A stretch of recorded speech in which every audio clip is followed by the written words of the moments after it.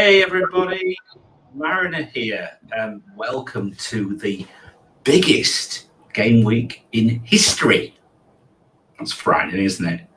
And we need help in anything like this. So I've got a couple of able gentlemen, one who can see, and one, unfortunately, who we cannot for some reason. But anyway, this is just the joys of live YouTube shows. So, gentlemen, how are you? Hello,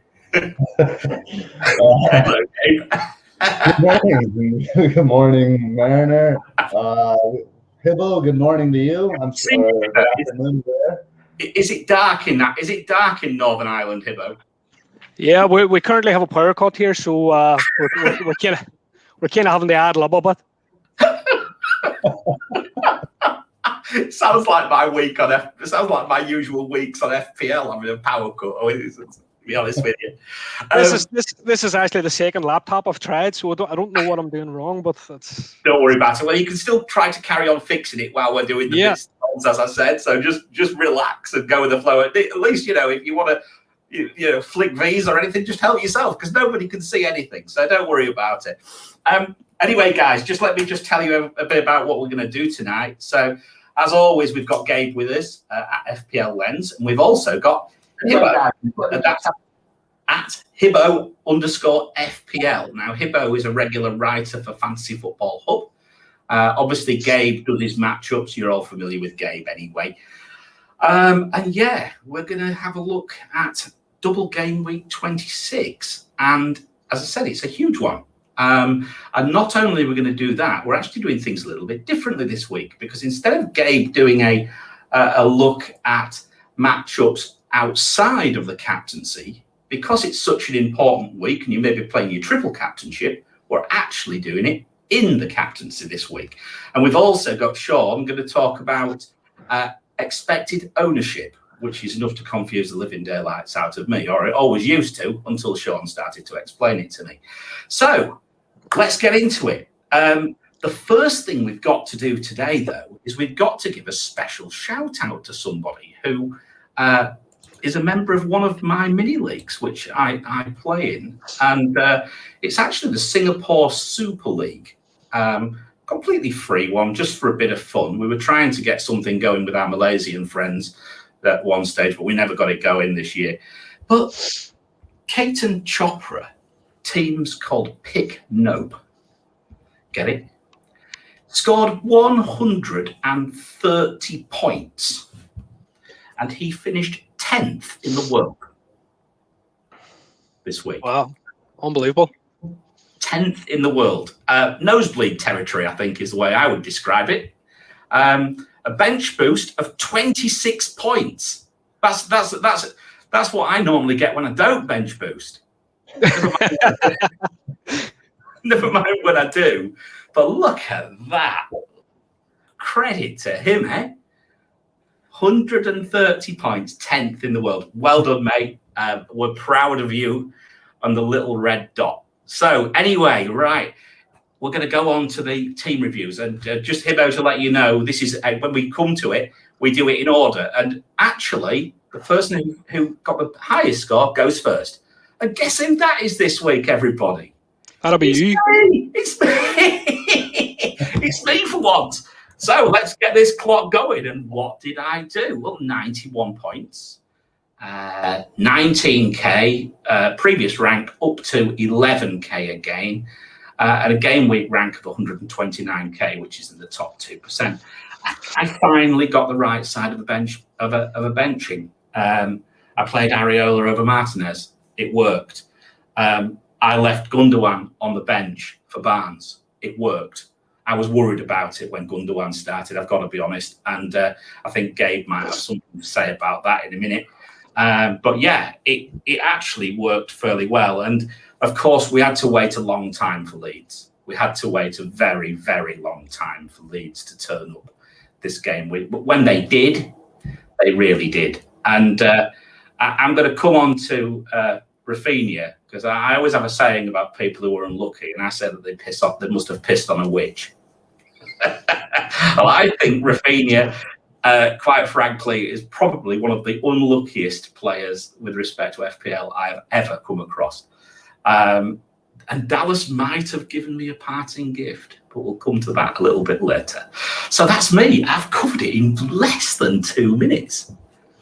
So that's quite incredible. So, all right, who's next? Let's have a look. And I think it's Hibbo, who is in the dark, but you weren't in the dark when you picked your team, mate. Yeah, so I'll just give you a bit of a run through. So this week I scored 86 points -4, so 82 net. And start with Pope. So Pope got me 8 points, but really largely been a disappointment since I signed him. I think we're all in the same boat where we kind of got suckered into the double game week with Pope. I planned a bit earlier, brought him on, and Martinez obviously hacked up. So this is a bit of a repayment, I suppose, but not much. Cancelo 5 points. He really should have scored. He had a great chance where he flattened Holden and he went through, and I think he went at it with his wrong foot. If he had went left foot instead of right foot toe poke, I think he would have scored. I think we might come on to that in a minute. Carry on, mate. Stones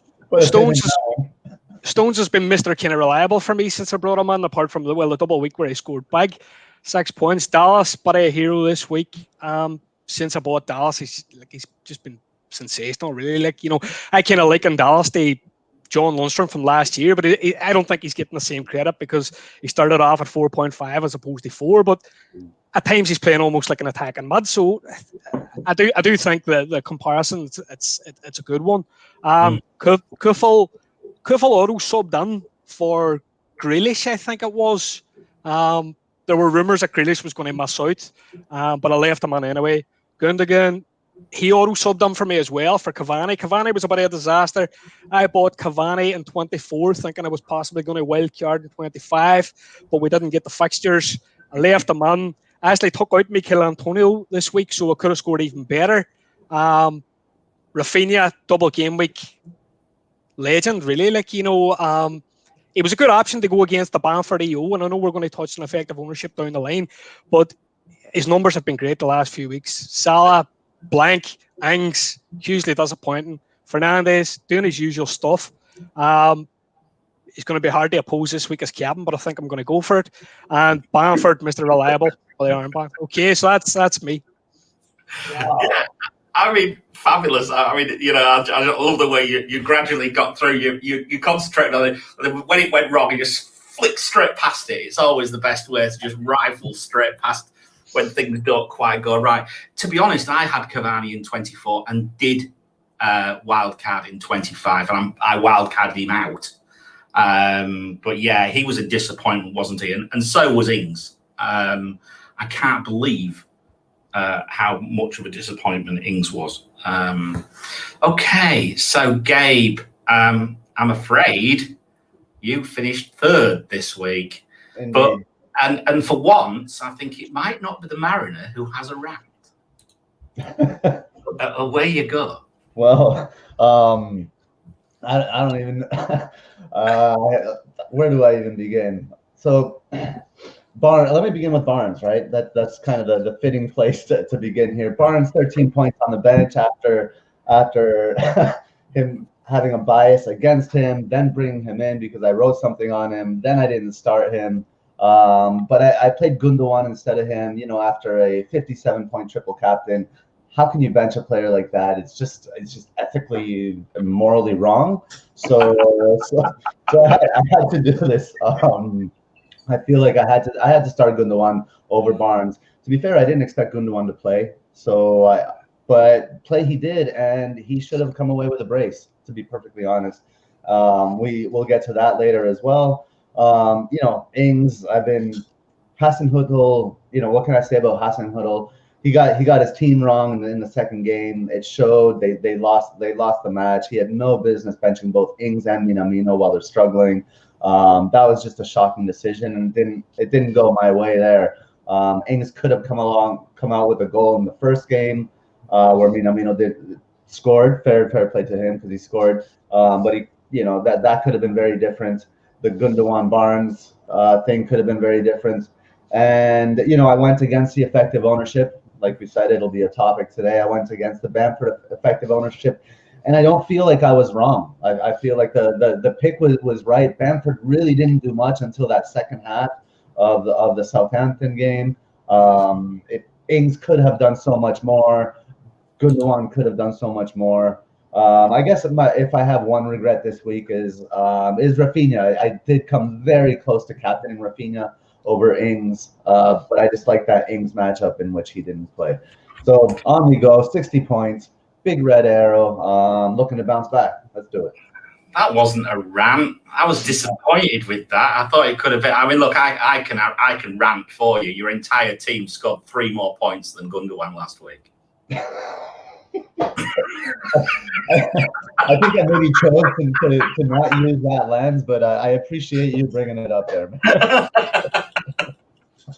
Oh dear. No, I mean, look, I agree with you. I think, in hindsight, you can't look back on it and say, I think I made the wrong, I think Ings a double game week. I think you've got to expect that he gets something. And like you say, if Minamino had have squared it, to be fair, he finished it well, but it was just as easy a little bit of a tap in as it was for.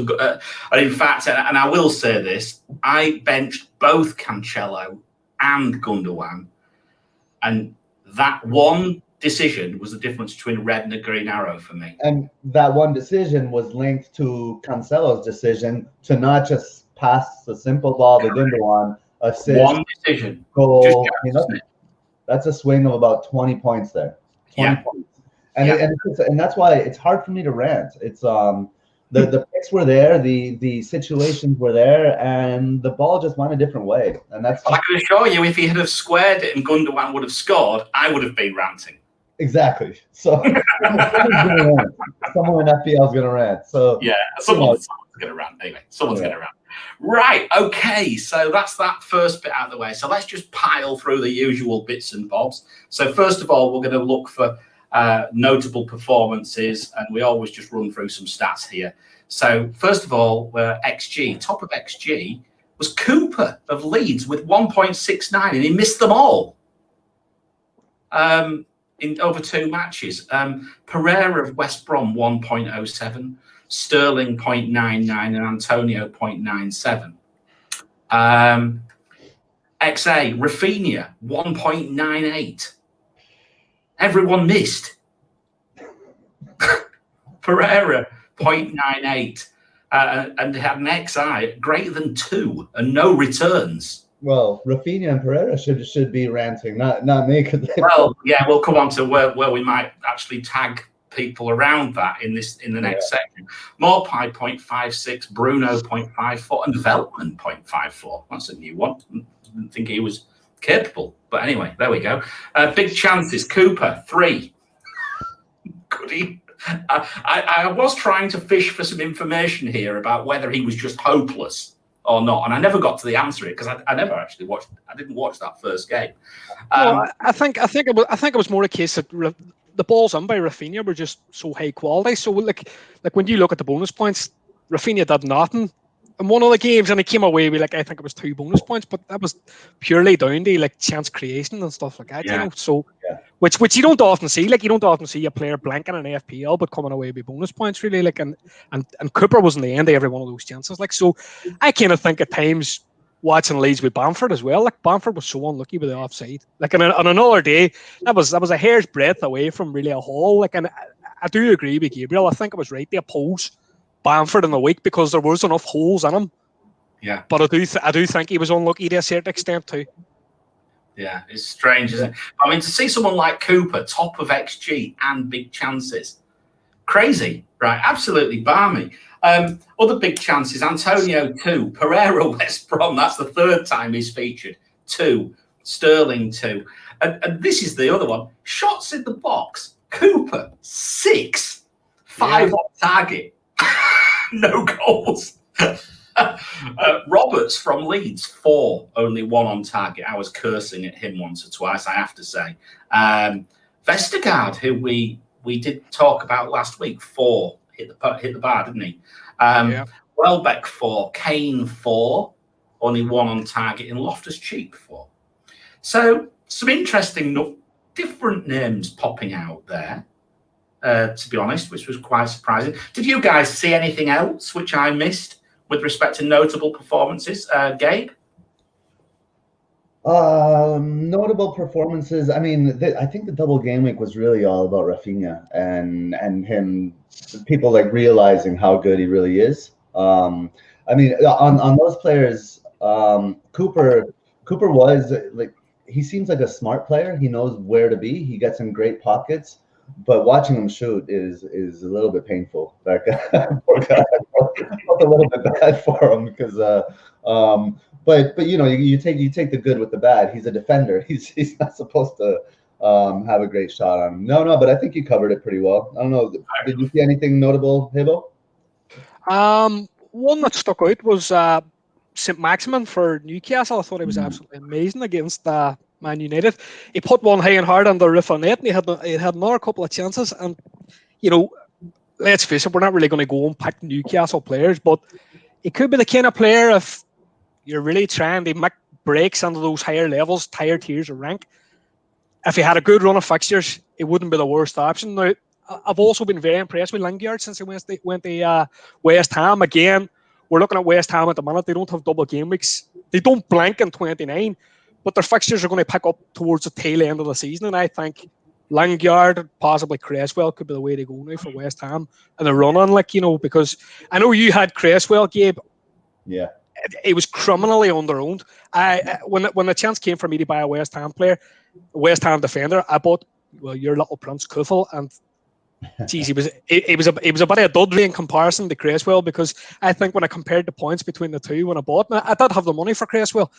Yeah. I think Cresswell outscored him by 25 points over the period. And if you look at like how far you're away from certain tiers of rank, 25 points is huge. Like, you know, it's for one player, especially for one player like that, right?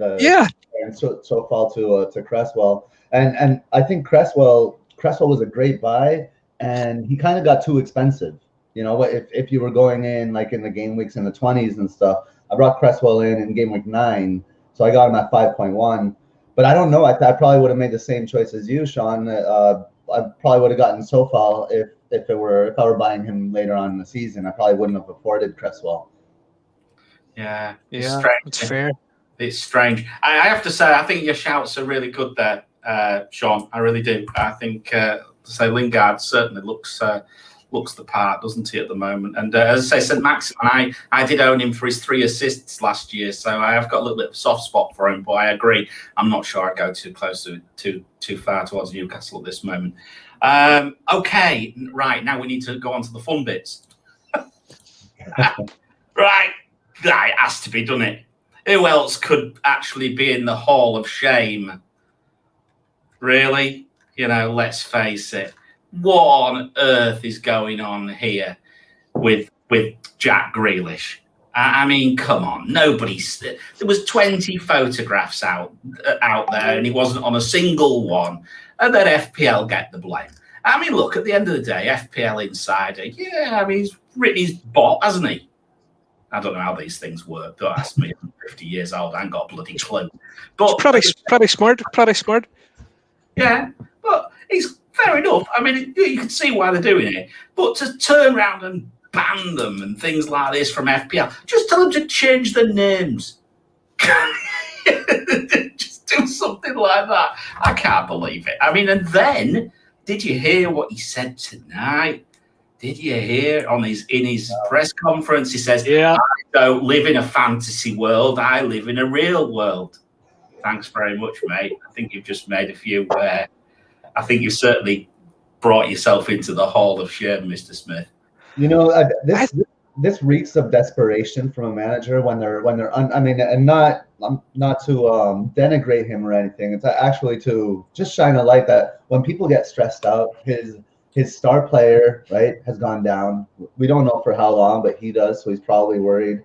His right back is hurt. His team is leaking big chances. The only thing that's saving them is Emi Martinez. They were on the very top, and they're on a precipitous slide right now.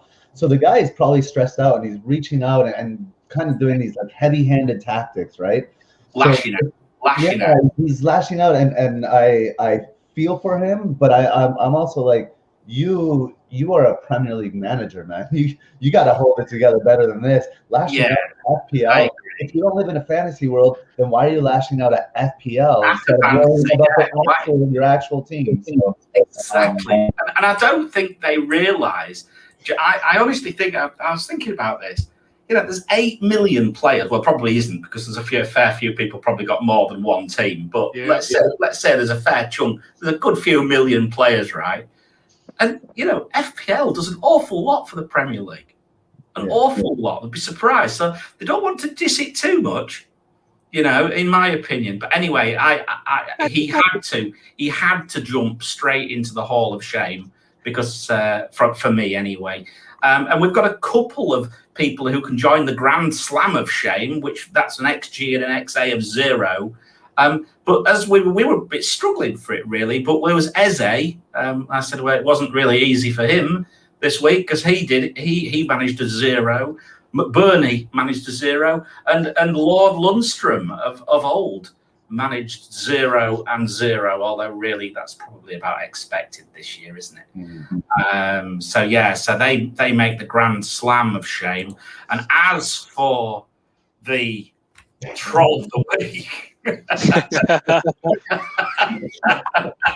There's quite a few here, right? Where do we start? Well, first of all, let's start with the Premier League. Thank you very much, Premier League, for releasing the fixtures 1 minute after the deadline. Yeah, I sat up till 2:30 in the morning in Singapore. So don't tell me. They did it for you in Asia. Don't tell me that they did it to level the playing field, because Joe and I were wide awake waiting for the damn fixtures, I can tell you. What else can we say? That wasn't very good, was it? Hasenhüttl not starting, Ings, and then playing that walking dustbin.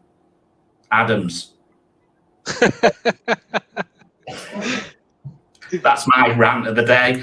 And also, that bloody cat of mine, because he bloody picked Ings in the Catpick as well. So he's also in the Hall of Shame. Troll of the Week. All the notable mentions. Now, this is what really hurts. Anyone who owned a Brighton defender, I feel very, very sorry for you. Crystal Palace absolutely smashed and grabbed it, didn't they? Complete smash and grab. 2 goals, 0.26 XG. Very, very disappointing. Unlucky, I would say. The next one is the entire Leeds team trolling Rafinha, pretty much. I've got that on the list. And here's one just for me and for anybody else who triple captained Raheem Sterling last week. He took 75 seconds to score this week. 75 seconds. I waited 180 bloody minutes. Fabulous, eh? I mean, we certainly got a plague of locusts, boys. Did you have any? Did you spot any other trolls? Well, I would like to just go back to the point about Dean Smith, and you know, he doesn't there as well. Excellent. He doesn't seem to be very happy about his players playing FPL and these leaks from that bot account, the FPL Insider that we know from Twitter. But I think it raises a greater question around transparency around injuries. Really, like, you know, he knew Grealish was injured, and I know in other sports like the likes of NFL, they have to declare if players are healthy or if they're not healthy or if they're doubtful. And he's really just tried to be sneaky and float that under the radar, which I think is an issue, not just for us as FPL managers, but the league as a whole. Like, you know, I think he's been caught out being dishonest, and he's just, as you've pointed out, Marner, he's trying to then lash out, like, you know, which is childish, like, you know. But no, I do think it raises a greater question about the need for transparency and press conferences re-player injuries, like, you know. Yeah, it's like anything, isn't it? I mean, we know we see the press conference. I've put some press conference notes down the side today. They're all over the place as usual, you know. But I think it just goes with the territory, Hibbo, to me. You know, I get quite used to it. What annoys me is when people blatantly lie. or think that, then they get into, like we said about Dean Smith, they get into such a rant about it. But if that's the case, don't release any photographs. Just don't release the photographs. Well, I think Hibbo brings up an interesting point just around just the integrity, right? And especially integrity around the health of the players, and maybe that does come from me being more exposed to American sports, and here, like, he's right. I don't watch NFL anymore, but when I used to, I'd watch those press conferences. And those managers, they are bound. They cannot lie. You have to. They are like official like health reports that they have to deliver to the league, because the league needs to know the state of the players. So I think he tried to be sneaky, and it blew up in his face, and he's blaming others for it. But is there really a need? Right? It would be refreshing if people did actually have to tell the truth, wouldn't it? Okay. Anyway, look, we'll keep moving. It's always nice to. I do like that GIF of Danny Ings. I think it's hilarious. I had to steal that. It made me laugh when I saw it on Twitter. So very quickly, we'll just quickly look at the fixture difficulties. I've updated the fixture difficulties. And talking about attack over the last 6 matches. This is per 90 minutes. At the very top, Manchester United 2.62, Man City 2.09, Leeds now 1.9, Chelsea 1.9 as well. And at the bad side of things, Palace now flat bottom 0.54, Villa second bottom 0.93, and Burnley.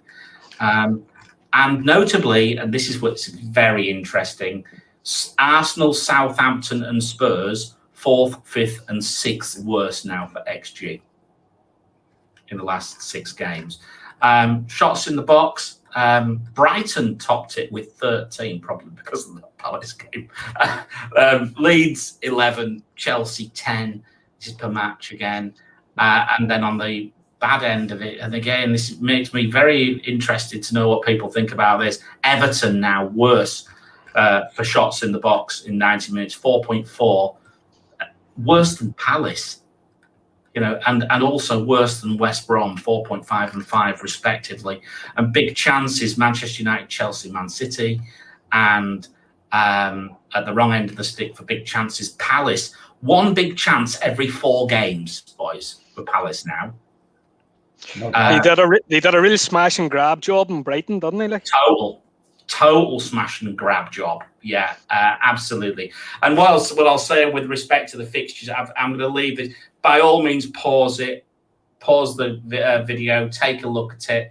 The fixture difficulties will be on Twitter as well, I'm sure. But again, just look for the greens, and you can see the whipping boys. And at the moment, it looks like it's Palace and Southampton.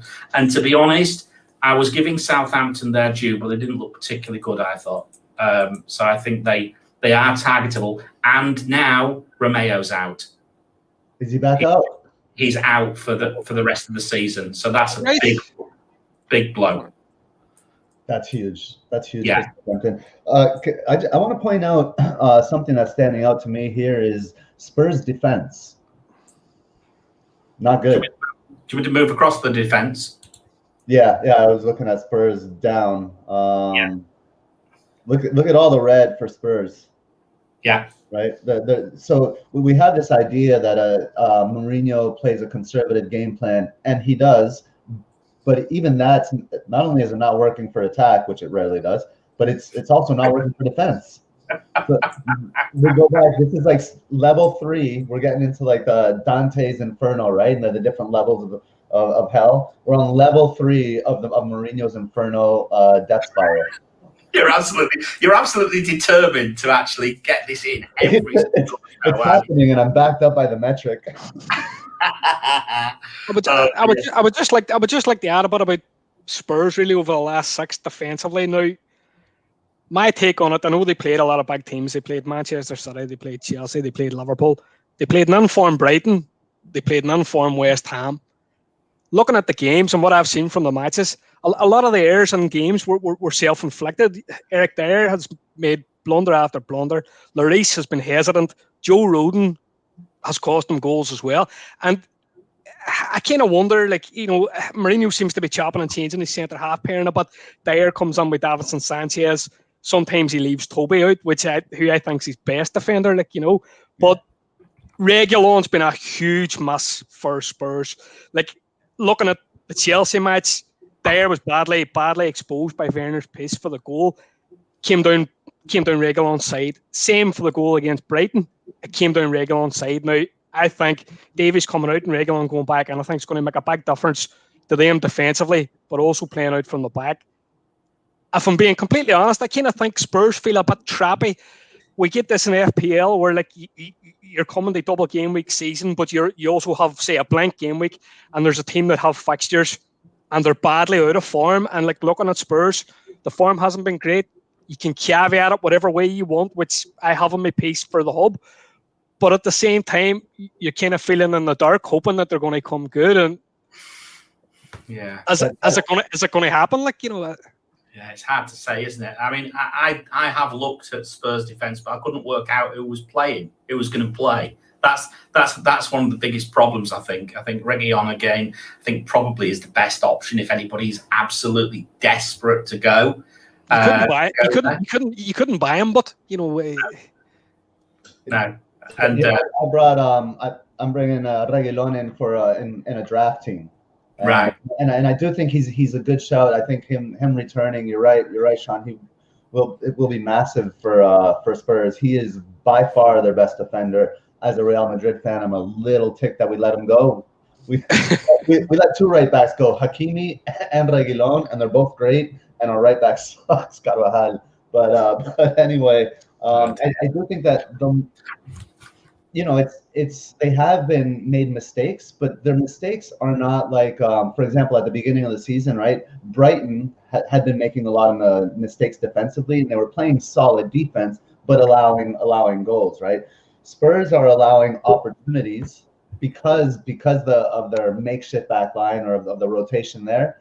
So their XG conceded delta is right around 0. So they should have conceded what they have, but they have been conceding precisely because of the reason Sean mentioned, because of that rotation, having Davinson Sanchez and Dyer back there. I agree with him. Alderweireld is the best central defender they have, and the loss of Reguilon is huge for them.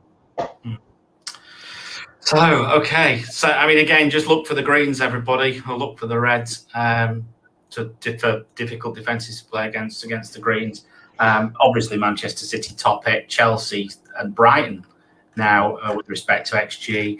On the bad end, Southampton, Sheffield United and Leeds. Shots in the box conceded the best. City only 2.4 on average. Chelsea 4, Man United 5. That Chelsea 4 shots in the box. Chelsea and Man U, I think that's going to be a super tight game, actually. I've got a funny feeling about that. We'll come back to that later. For shots in the box conceded, Villa now worse, 11.75. That worries me deeply. And I've seriously considered I've thought about a second Villa defender. The Villa defender alongside Martinez, and at the moment that's put me off. Palace 10.25, Everton and Spurs 4th worst now, as you mentioned earlier, Gabe. And big chances, City only conceding 1 every 2.5 games. So there we go. It says it all, really. City are just streaks ahead of everybody else. And for big chances conceded, Sheffield United, Southampton, Liverpool and Everton. So that worries me again for Everton's clean sheet potential. So again, if you've got this Luca Dean and Pereira conundrum to think about, Everton, I'm not sure about defence. Should we keep moving, guys? We'll quickly cover the other bits because I want to let Sean loose on his EO in a second. So we'll very quickly look for potato salad lovers and see who we fancy in Soucek Watch this week. And last week we had an epic fail, Gabe. You disappeared off the screen, so I never even got your tip. But I went for Dunk, and I was absolutely convinced he was going to score a header, or someone was going to score a header, but Brighton was wrong. So it just shows how difficult it is to predict headers, right? It's very, very difficult. A lot of the stars have got to align for a header, really, haven't they?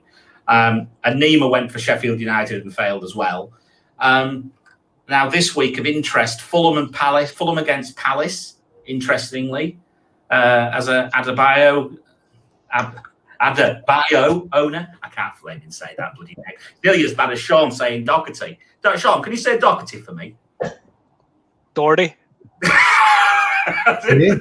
That's just for who was that? Who wanted that shouting out? That's for AFPL Woodsy that writes for the home. For Woodsy, yeah, he wanted that, didn't he? So I can't. He was making some strange comments about putting on candles and stuff when the wife comes out. I know. It's a bit why you've no camera. But right, okay, so that's way easier than I thought it would be. To be fair, Doherty. Yeah. So we've got Man United against Palace. So we've got a slabhead chance again. Brighton against West Brom and Wolves against Newcastle are the games which stand out with respect to matchups for me for headers this week. And I am being really boring, and I've gone for slabhead.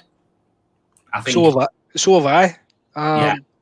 He's had 8 headers in the last 6 matches, and Palace have conceded the most headers by far in the league in the last 6. So it looks a simple matchup, and I think, having watched a few United matches, he's had a few goals ruled out for maybe a push in the back when he's jumping for a head, and he's been unlucky to have had them ruled out because I thought they were fair balls to go for. So I would agree with you, Marner. I think he's the person to back this week. Yeah. Gabe? I'm going to fade him. I can't go for Slabhead. I'm going to go for Cavani. Same game, same team. But yeah, I'm going to hit Cavani. I don't know why, but I've got Dan Burn written down. Did you decide Dan Burn earlier? I can't remember. Like I said, I don't even remember anymore. It's these 60 long tweets with threads which kill you, right? Okay, right. Very quickly, Gabe. 1 minute. Tell me about the Little Prince this week, and it is only 1 minute because I hate him. Go. The Little Prince pick of the week is one made specifically for Mariner, only because you considered him bringing him into your team.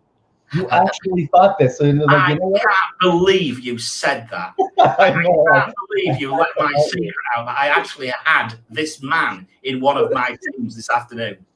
Mariner comes to confession in WhatsApp, and he writes me. He's like, I have to confess something. I've been considering bringing Richarlison in.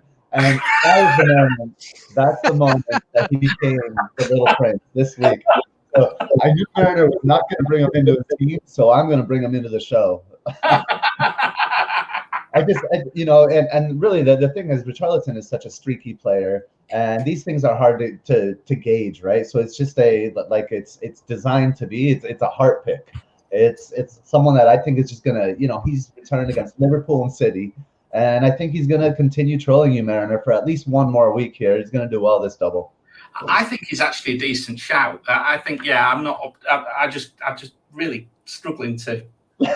Yeah, I could take Bamford out for him for a hit. Oh God! No, I can't. Right, move on. So, Hibbo. Oh, look at this. This is great. This is what he looks like, everybody.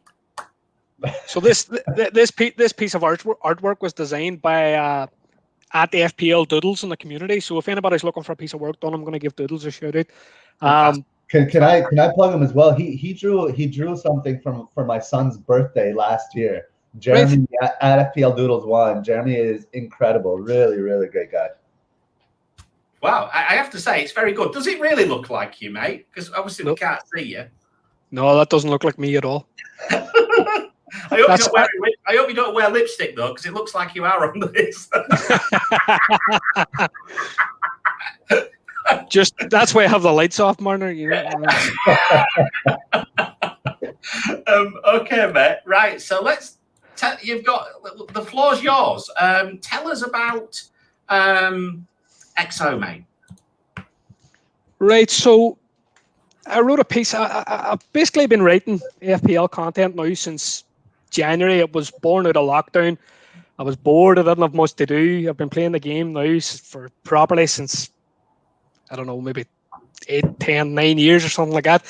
And I decided I was going to start producing the FPL content. So I started by writing a few team previews. I like doing those. But the game theory kind of pieces seem to really strike a chord with people in the community. So looking at my Twitter feed, I saw a lot of comments on my Twitter feed where people were saying the week in question, Bruno had effective ownership of over 100%, and people were saying on my Twitter feed, well, what's the point of me owning Bruno if he's going to lose me rank? You know, that seemed to be a fairly common one. So that was a trigger for me, like seeing those comments in the community to say, right, I'm going to try and debunk a few of these myths. So I started to write the piece on FPL ownership. And firstly, I started to talk about how players' points contribute to rank, because I think sometimes this is a wee bit misunderstood by people. Like, you know, so say you have a player in the top 10k and he's 40% owned and he scores 10 points in the week. Well, then he's obviously going to contribute four points to the top 10k average. The reason I wanted to explain that to people is so that they could understand players that could potentially hurt them in a particular week. So if you have a highly owned player who's going to go through a particularly good run of fixtures, you then have a decision to make to say, well, do I want to oppose this player, or am I going to grab my shield? Am I going to bring this player on to stop him from damaging my rank? So from those kind of basics of ownership, I moved on to effective ownership. Now, effective ownership, just to give people that are listening, they might not be au fait with my article. Effective ownership as a calculation is basically a combination. We often use the top 10k because it's where we all aspire to be. Within the top 10k, effective ownership is basically a calculation of the number of people that own the player, the number of people that have captained the player, and the number of people that have triple captained the player. If you think about it in the most basic level, we either own a player and have 100% stake, or we don't own a player and we have a 0% stake. With effective ownership, you get a scenario where, because captaincy and triple captaincy is considered, players' ownership in the week or effective ownership in the week can be in excess of 100%.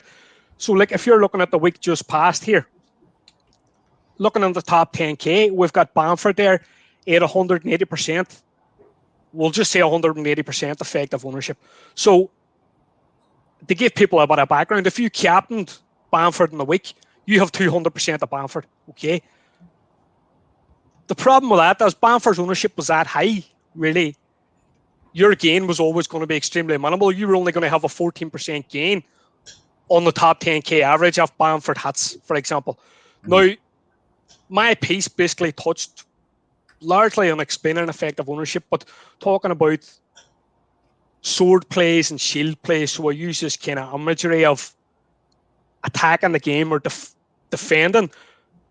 Now, I think a key point in that is you have to pick your spot carefully.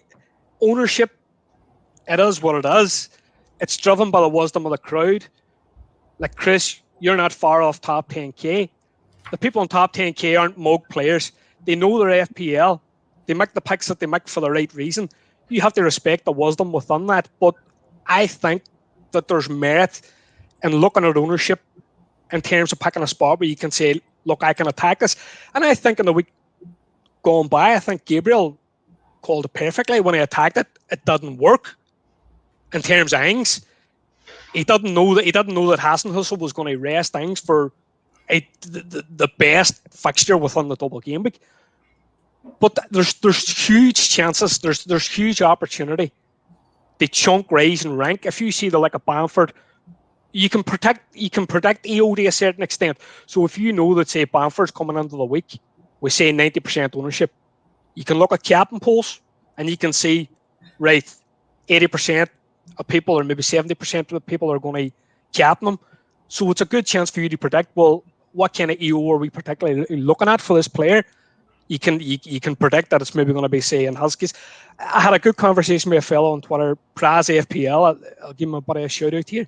He called Bamford's ownership absolutely spot on perfect. He said he's going to have 180%. And I says, I don't know. There's a lot of Man United fans out there. I think they could potentially go for Bruno. I think he'll be maybe closer to 150, 160%. Praz FPL, it was bang on with the effective ownership shout. And I think when you look at Bamford's performance recently, he hasn't been as on fire as he was earlier in the season. And I think that's you're not looking to just use effective ownership. For me, you're not looking to just use effective ownership solely by itself. It's meaningless. I think you have to combine it with the other analytical sides of your FPL game. So you want to be looking at your analysis of your fixtures. You're looking at your analysis of form, whether you're doing that with the eye test or whether you're using the like a custom tables and whichever kind of software package you're using. They identify, well, can this player be opposed? Can they genuinely be opposed this week? And an analogy that I like to use, and I think the week gone by was a good example of this. It's like when everybody sides with one player, I liken it to a poker table where everybody's sitting playing tight.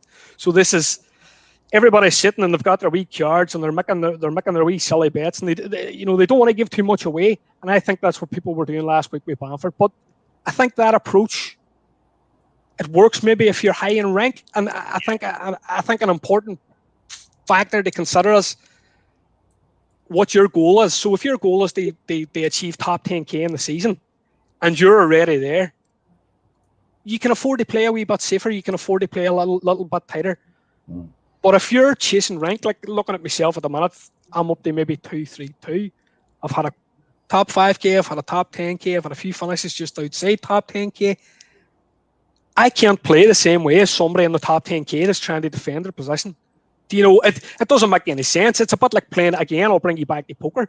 It's a bit like just letting the game, just giving in your blinds and letting the game eat you alive. Like, I think there comes a time where you have to say, I'm going to take on this player. And like that's really in relation to captaincy. But like you're looking at your graphic on screen there, Marner, like you're looking at, say, Harvey Barnes.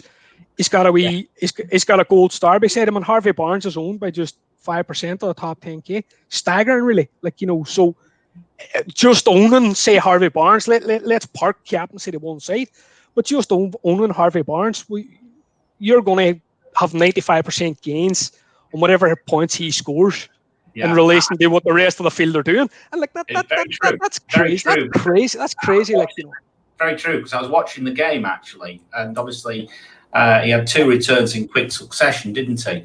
And I checked live FPL, and my rank jumped enormously. Yeah. And again at 5% rank. But what I've also got here, Hibbo, is also this is my team, and this is like major dangers and medium dangers. So we can also look at it from the other side, can't we? It's not just about who we're actually looking for a differential, it's who we may want to try and defend something, perhaps. Yeah. There's always that chance, particularly later on in the season. Some people might be chasing that mini league glory or something like that. But equally, if you're thinking about just your strategy, like for me, I probably don't want to be too far away from a template for that reason that you actually gave a few minutes ago. So this is my team, and you can see the sort of like the major dangers for me this last week. And clearly, the risk of benching Cancelo was a big one, right? Yeah, completely agree. Do you own Gundogan? No. Yes, I do. Yeah, but he's on the bench. He's on the second. He's on this. He's here. Oh, right. Goalkeepers. They're the main risks for goalkeepers. Then defenders. Then midfielders, and then strike. So that's basically the main risk. So Gundogan and Cancelo, you could see what would have happened to my rank had that goal been. But I think looking at ownership, again, leaving captaincy to one side, I think looking at ownership is important to identify teams that are potentially going to hammer your rank. Like, so if you're looking at, I touched on my article where, say, you were looking at, say, game week 10, there was no Manchester City player around about game week 10. No Manchester City defender, with ownership higher than 10%. Now, when you look at Manchester City defensive ownership, it's completely saturated to the point of the combined ownership of 3 players is in excess of 100%. So, like, people are looking at, say they've got Cancelo and they get 5 points and their rank goes down, and they're going, well, I had a clean sheet. Why did I not gain rank? And you're going, well, you have to pay attention to the ownership. If the ownership of the combined ownership of the defense is in excess of 100%, that's going to cost you rank even in the event of a clean sheet. Now, where I kind of fell down myself in the most recent double game week with Burnley, I had an opportunity to take a hit to bring in an additional Burnley defender. Now, the reality is I wouldn't have brought in Lowton. The chances are I would have brought in Ben Mee, who only played 1 game. So I suppose in that sense, I kind of got away with one. But at the same time, if you were looking at the transfer trends, and I know you had Nemo on last week, it's possible to combine analysis of the like a transfer trends they predict EO for the following week, or the combined ownership for the following week. They say, well, look, these Burnley defenders being brought in droves. Me thinking I'm going into the week with just Nick Pope and I'm going to come out with a couple of clean sheets and going to gain rank. I'm not.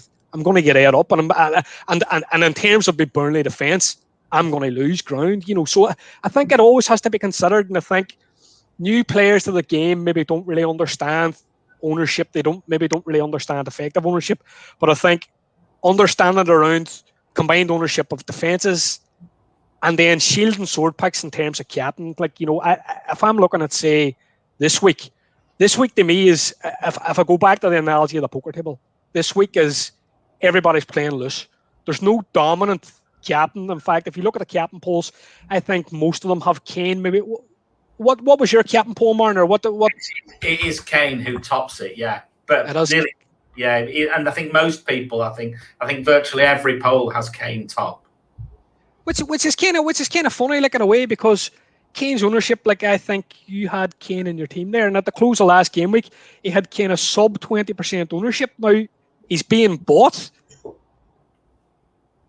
Is he going to have effective ownership of around 100%? I would say, I think it's going to be marginally over, but I think Bruno is going to be over as well, and I think there's a potential that maybe Gundogan or somebody could be over. I think we could be looking at this week as this is where I'm talking about everybody's playing loose.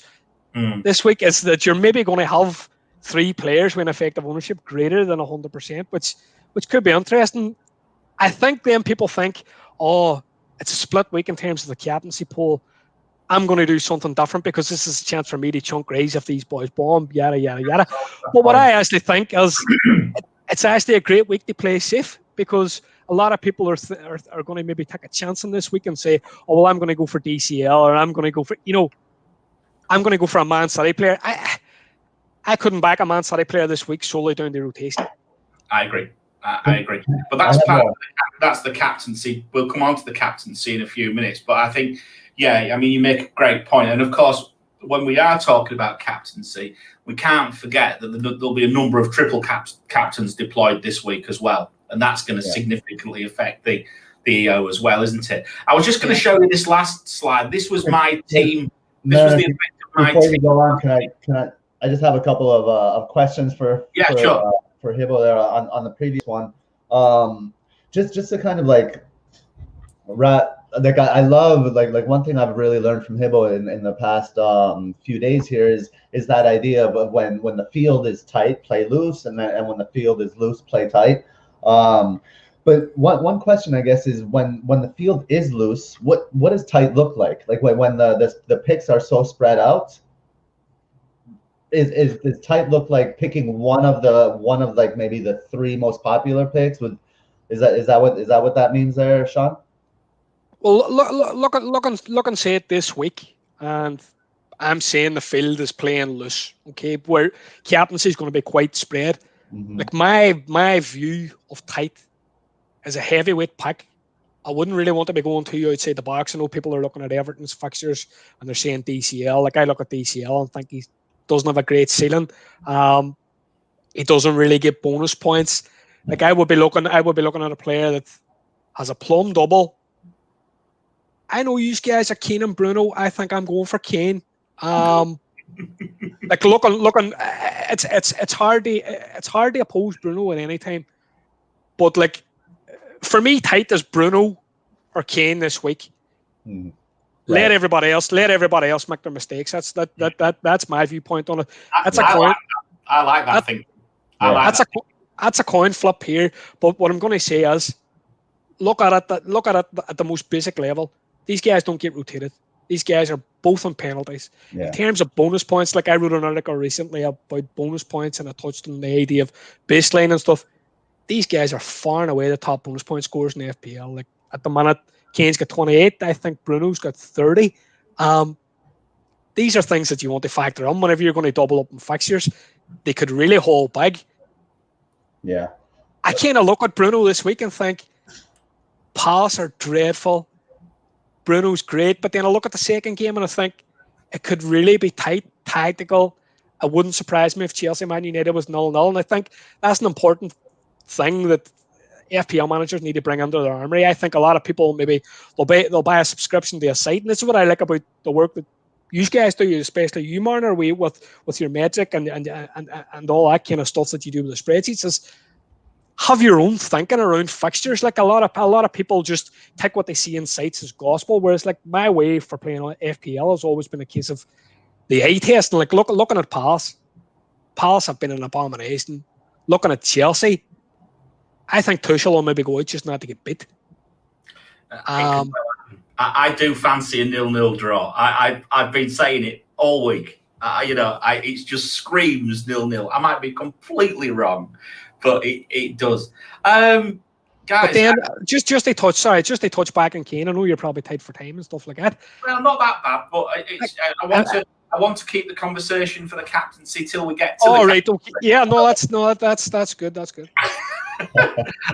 Look, I mean, Hibbo, I love it what you've done, and I mean, again, what I've just put up there is, and again, what I would point people to is the live FPL. I mean, maybe don't look during the game week because it does screw with your mind, but certainly look afterwards and then try and, because again, it just shows that my gains this week were from Leeds, from Leicester, and from Fulham. Areola 5.5 points in real terms gained because his ownership was low. Obviously, Harvey Barnes and also Leeds. And I just noticed on that earlier slide, Meslier, anyone who had Meslier was very, very unlucky because he was really low owned. And of course, that ball came back off the post, hit him and went in, didn't it? Was it Andy Martin that called it? FPL tactician. Yeah. So unlucky. Anyone who had Meslier, and that would have been another great differential. Thanks. Like an article I wrote recently as well for the Hub, like where I looked at bonus points. Meslier actually has a great baseline in terms of bonus, but the problem with that is Leeds don't keep a lot of clean sheets. So you'll see in a game where if I know we're really nerdy about FPL and we'll be looking at bonus points kind of mid game. Meslier is always flying whenever the clean sheet gets added. And then all of a sudden, he just drops off the face of the earth, obviously, because you need those returns. They turn the BPS.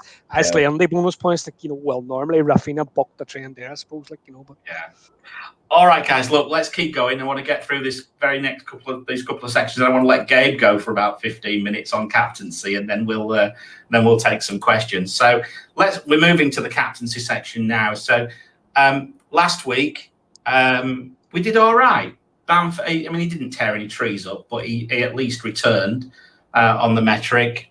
Ings, the cat, didn't. And Rafinha, for the second time now as a differential, has returned. And the differential pick's been very, very good indeed. I think we've nailed 4 out of 5 differentials now. I think the only one we missed was Surya's, and that was Pereira. That's why he hasn't been back.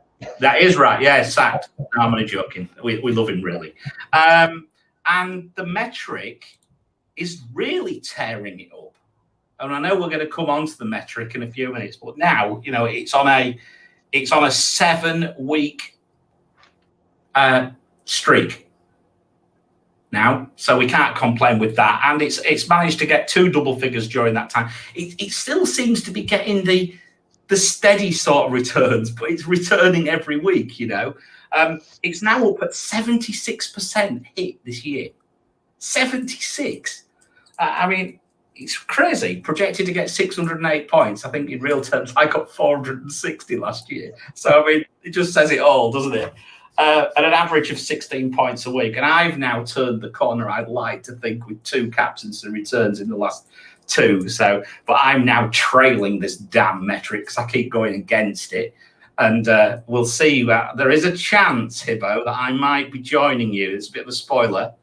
But I might be joining you to oppose the metric after what perhaps has been going on with respect to Fernandez playing a little bit last night. Going on to the cat pick, the poll for the community.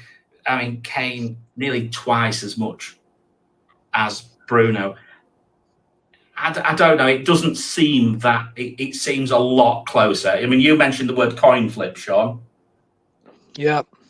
I think it is. I think it's very, very close indeed. I think if we looked at numbers, as we will do in a second when we let Gabe loose, I think it might be a different story. But I think, from the perspective, this is why I think this captaincy this week is so interesting, and actually is a brilliant week for Gabe to get to let him loose actually on this captaincy and tear my metric apart. Because let's face it, it needs challenging, and that's the idea. Let's see how this bloody cat does, because he was given the choice of Kane and Bruno this week. So I dare say people might have an idea where he's going to go, but let's have a look anyway. It's a quick one today because he was starving. He really was running. You starved him beforehand. Good He was really hungry. Yeah.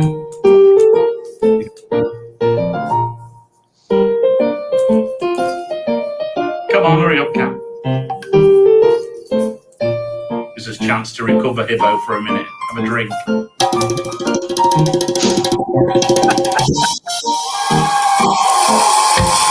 What did we tell you? What did I tell you? It was going to be Bruno. He loves Bruno, doesn't he? I didn't give him a choice of Bruno last week. But they go back to the kind of the effective ownership kind of chat. Like, you're looking at, say, Bruno in your poll there with 27.2%. Like, when are you ever going to get such a gain on Bruno? If these people that are maybe going on, say, 200% just with captaincy or 300% with trouble, when are you going to get that game with Bruno? It's like, I'm kind of surprised that the polls are so in favour of Kane. It's like, I am too. I am too. I submitted a piece to the Hub today for review, and it's a team review piece or team preview piece looking at Spurs, and like, part of the reason I do these pieces is a deep dive for my own benefit, so I can help me to pick my team. And I was kind of shocked at Spurs overall, their numbers and stuff like that. And if I was looking at the numbers, not specifically for Kane because I think his numbers are good, but looking at Spurs' numbers, they could be opposed. I actually think that every single captaincy choice this week can be opposed. Yeah. Actually, I think if you really wanted to, I think you can oppose every single one. I think it's but you see, for me, and there's another one there at the bottom there, Salah, 8%. I personally think he's flying under the radar this week. Yeah. As well. There's another one there. So, right, let's go for the metric. This is what everybody is waiting for. And Bruno is top. And I did pretty much say this a couple of weeks ago, didn't I? When I said the moment Bruno gets a better fix, it looks like he gets a better fixture, I think he's going to be back up there. And he was, and he is. Now, the interesting thing, and I'm going to let Gabe actually do all the analysis on the metric this week, apart from one thing.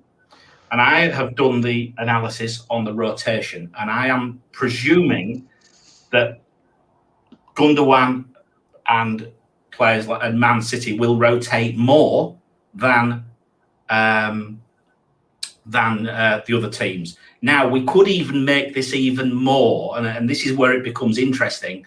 I have ran another metric with Fernandes rotating even more and Kane not rotating at all. Okay, and Kane still doesn't get to the top. But Bruno does come back a long way, and he drops back into the almost to the pack. But Gundogan also probably is down. I really cannot support any Manchester City pick this week. That's my personal perspective based on rotation alone. So, Gabe, we're basically at a situation where we have a flat pack. A flat track. Is it IKEA now? A flat track bully. Okay. We have obviously Salah sat there still, terrible form, but still a decent pick. We've got City, we've got Bruno. Over to you. Well, one other thing that you and I talked about, Mariner, that I want to mention here right off the bat is on the left side of the metric, the return per match percentage. Yeah. And we have it. You have it set at 12 matches, so it goes back 12 matches to see kind of a form over a longer period of time, which makes a lot of sense. But if we talked about if we shorten that to the last 6 matches, like you have all the other metrics in the data points in the metric, then Kane just drops off a cliff, doesn't he? But he does. Son even worse. Son's only had 1 return. And we'll get to Son as well, and both of them just drop off, and that's why I have to say I'm quite shocked at the polls, because people seem to be ignoring all of the stats. People seem to be ignoring the eye test, ignoring everything because of this historic bully kind of thing around Kane, which I find really fascinating. And I would love to see if we could get like a captain selections by demographic. I think that would be very interesting. Just this is anecdotal, but in my conversations, I feel like more Brits are going Kane and more like rest of the world are going like the Salahs, the Brunos. But this is just a theory at this point. But what I'm trying to do here, with that comment, is I think there's a bias here, either like anti-Kane or pro-Kane. I think because the picks are not really matching up with the stats or the eye test. So that's just a theory that I'll leave there. Now I'll get into. So shall we start? Let's start at the top of the metric then. So let's start with Bruno. So I'll give you the fixture difficulties for a start for Bruno. So here we are, Bruno, with minus 0.4 against Chelsea, which we think Chelsea is a difficult matchup, second best defense in the league for the past 4 or 6 game weeks. But they're not what the metrics showing us here is that perhaps they're not as difficult as we may think. They're more of a neutral defense, or the fact that their good defensive performances have come against relatively weaker teams. So they're, those stats are a little bit inflated. But I think what the metric tells us is that there is hope against Chelsea. I don't know if I see a 1-1 here. I could see Tuchel making this a statement game against United and kind of going for it a little bit more. It's these games are extremely difficult to predict, but I could see like a 1-1 or a 1-0 in this game. And then the other one, obviously Crystal Palace, not much to say. We've mentioned them several times. So it's the best match of the week, isn't it? It's the best match of the week. I mean, they do. Yeah, there's not much to say about that. I think everyone's pretty clear on that. So what makes I think I wanted to go into kind of what makes Bruno, what makes him so hot lately, right? And it's back to the Pogba Bruno conversation. As he changes slides for you, yes. The main thing here we have on the left, we have Bruno, the last 4 game weeks on the left, and then the previous, the previous 3? Yeah, the previous 3 game weeks, which I think was actually 4 matches on the right. And so the one on the left is without Pogba. You can see Bruno Fernandes's involvement right in the middle of the pitch. You see the heavy orange there. Whereas with Pogba, that's an empty space in that curved space right there. Yep. So it's almost like a weird exclamation mark there. Without Pogba, Bruno is able to kind of connect the play through the middle there. The other thing I noticed is that when Pogba is there, Bruno cannot. What he doesn't do is he doesn't shift over to the right side of the field because that blocks Pogba's space to. Pogba likes to send those deep lying through balls kind of from around midfield or the center circle, kind of penetrate 1 or 2 lines of pressure with that ball and get it straight to the front. And if Bruno's in that space on their right side, he can't send those balls there because he's bringing defenders into it, and it closes down the lanes. So when Pogba's in, Bruno feels limited in his movement. He can't come across the field like that. And that limits him in his play all around. And it limits him because of his chances created. He loves to, if we go to the next slide, Bruno likes to create chances from the right side. We're seeing here in the two heat maps there on the left. He loves to create those chances from the right side of the box. And then if we look at his shot heat map, he likes to take shots from kind of the center or the left side of the field. So if we think of it, if we kind of try to get in Bruno's mind, right?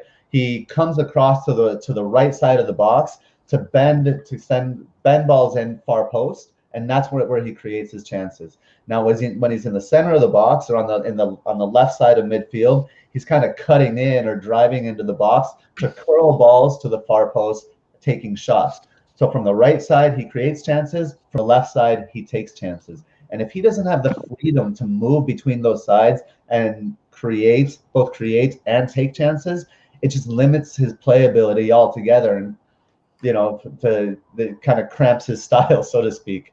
So with not having Pogba there, I think is actually a big deal for Bruno, and I think really kind of keeps his upside, maintains his upside in this double game week. Yeah, and just spoiler alert, you're really keen on Bruno, aren't you, this week? If you haven't noticed, I think I'm 100% with the metric here. His haul percentage is really high, and it's kind of what buoys him in the metric oftentimes. And the warts are, I mean, Bruno has two warts that I see. One is the Chelsea matchup that could prove difficult, and that game could end up in a 0-0, like you guys mentioned earlier. So that's very possible. And the other thing, and you were alluding to this as well, Mariner, he did start midweek in the Europa League, but he only played 45 minutes.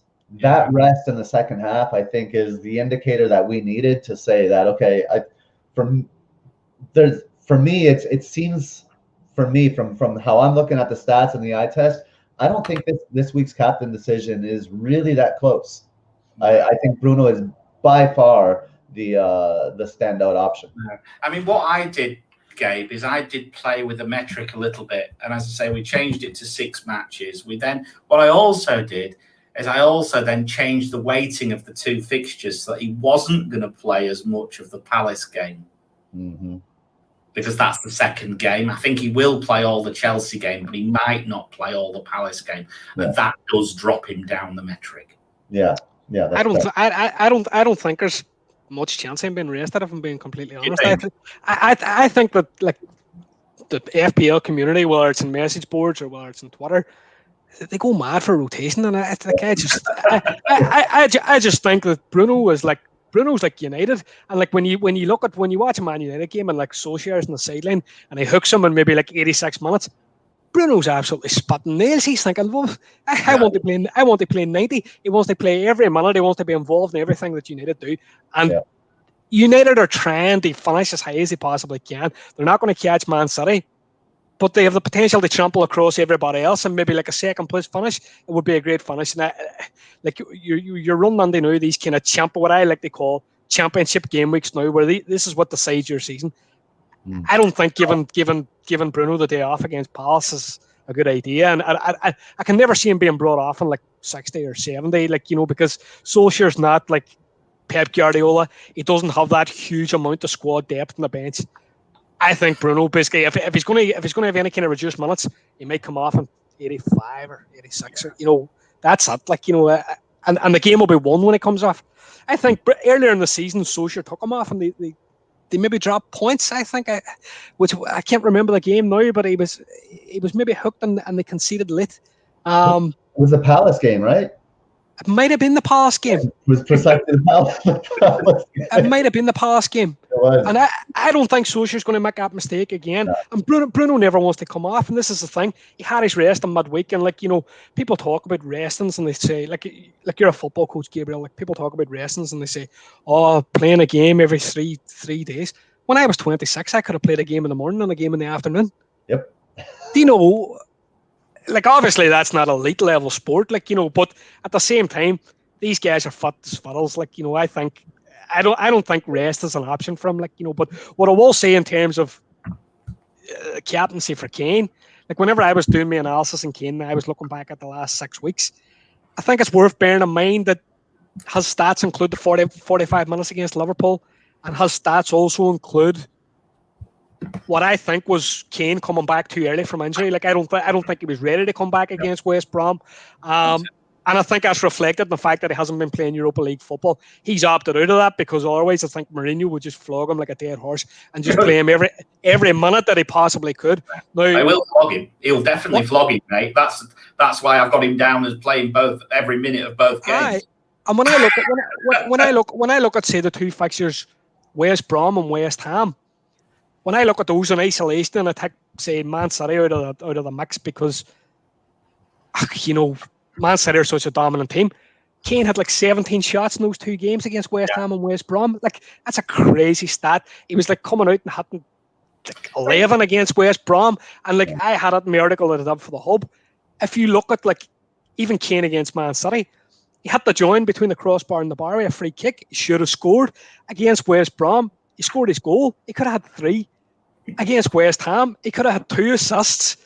The ball that he cut back for Bale, although it was within the same phase of play, I think Dele Alli got in the way of the first one where he was normally Kane would just slide it across the Son and Son would tap it in.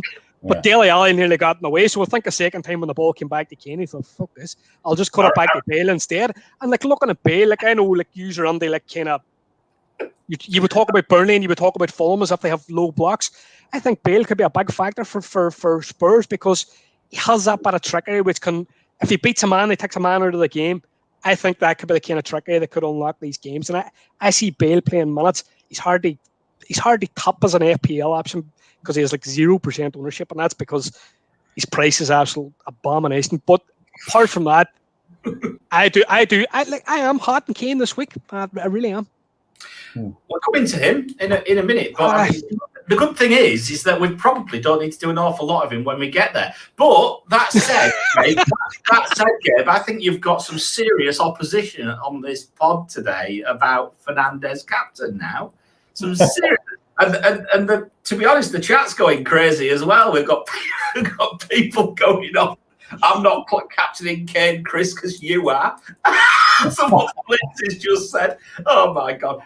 Let's have a quick look at Gundo and KDB, and I think given the rotation and things, obviously might not be for everybody this week. So, but let's have a quick look. All right, Gundo and KDB. Where are we here?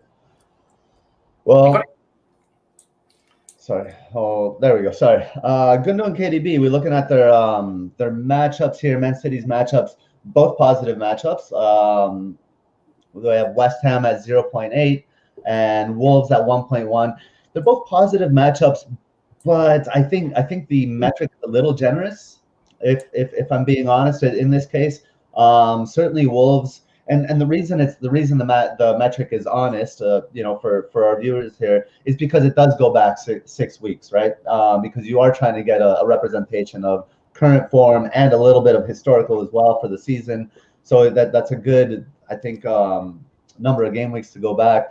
But if we look at their trend maybe in the last 4 weeks, I think for certainly Wolves have very much improved in the last 4 game weeks. I think they are top 5 in many of the defensive metrics. And West Ham have, they've held in there. But again, part of these the FDR here is the fact that they're facing City. So a lot of these things really aren't really going to depend on the opposition. They're going to depend more on Manchester City and how they're playing and their rotation and all of that. So we now need to show you a couple of screens, show you some stills from the match, Gabe. Here's my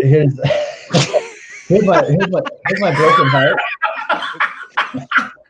Like look at Cancelo in that picture. Why is he hitting that with his right foot? That's stupid. There's so much run. So this is my broken heart of game week 25. I mean, in a nutshell, right here. In the top image, Sterling. I mean, Sterling is that guy thinks 1,000,001 thoughts in about the 2 seconds when he's attacking the goal. So many little touches. His head's always down. He doesn't see Gundogan coming in. He can lay it off quite simply for him. So these are you'll see Gundogan's. The reason I include these images here is because Gundogan's stats in the last match aren't great. They don't jump off the page. But these, so I put these situations here because these are two situations that should have been easy goals for Gundogan, and they registered 0 XG. So sometimes, you know, that's just the instances we need the eye test. We need to look beyond the stats. Move on to the next slide. Right. Okay. Here we have Gundogan. So this is kind of taken from last week's Gundogan analysis, and just kind of to refresh people's memories, just the change in his kind of positioning and the style of play in Man City. Gundogan went from a deep lying kind of a central midfielder to a little bit more of an attacking midfielder, taking up that left side of midfield. Since Pep has made that shift, I think obviously Man City have been much better. But what's really interesting here is on the right side. This is just in the last match.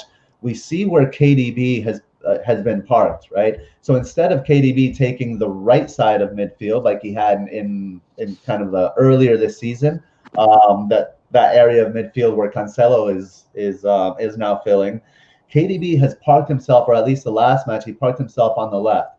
So you're noticing the change in Gundogan's touch, right? So now, whereas before you see the orange kind of throughout that whole center midfield section, now it's like a spot of orange right behind KDB, and then a little spot of activity right in front. So he's getting involved in linking play, getting the ball to KDB, and then once De Bruyne gets that ball, he's making a run inside the box.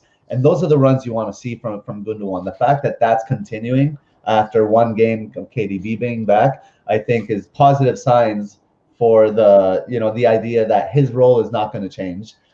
It's also positive signs for Cancelo, because if KDB stays there on that left side of midfield, it means on the right side, the right side is still going to be open for Cancelo to perhaps be in those positions to not play Gundogan the ball like we saw in the previous graphic. So here we have, this is kind of like all the pieces of the puzzle for Manchester City in their kind of central midfield area. We see Cancelo on the right side. He likes to push forward and towards the box as well. Mahrez is an interesting one because Mahrez is not playing wide like he has in the past. He's actually playing in front of Cancelo, just like the same way KDB is playing in front of Gundogan. So if we look at the symmetry of the two sides, you have Cancelo and KDB together. And then right in front of them, you have Mahrez and Gundogan wrapping around there. So that's kind of the interplay of that central midfield area there. And then here on the right side, we have the chances conceded from their two opponents. And so you just match up the Pep's puzzle and the positioning on the left side to the chances conceded on the right. Against West Ham, right? That would be, and it's not listed on the kind of the Pep's puzzle there. That would be kind of the area where Sterling would operate, where West Ham concede chances in the area where Sterling operates. So I like Sterling in that matchup, and I like KDB in that matchup too. If he can push a little bit, higher up the pitch into the box, I think KDB could see some action there too against West Ham. Now on the flip side, against Wolves, and we talked about this last week, the action is going to come from the right side. So I'm looking at guys like perhaps Cancelo getting in there, Mahrez getting in there. And Bernardo Silva, he's been playing and he's been listed as a central midfielder. But what he does is, if you look at if you're going left to right, and it's the second map and the Pep's puzzle there, the orange heat to outside of Cancelo, that's Bernardo Silva. So Bernardo Silva is kind of wrapping around Cancelo on the outside. So Bernardo Silva could see some good action on that side as well against Wolves. So the matchups don't line up in one way for City. They line up kind of like one's good for one side and the other's good for the other side. And I think that diminishes Gundogan or KDB as diminishes their potential as a captain shout, because it's going to be either side.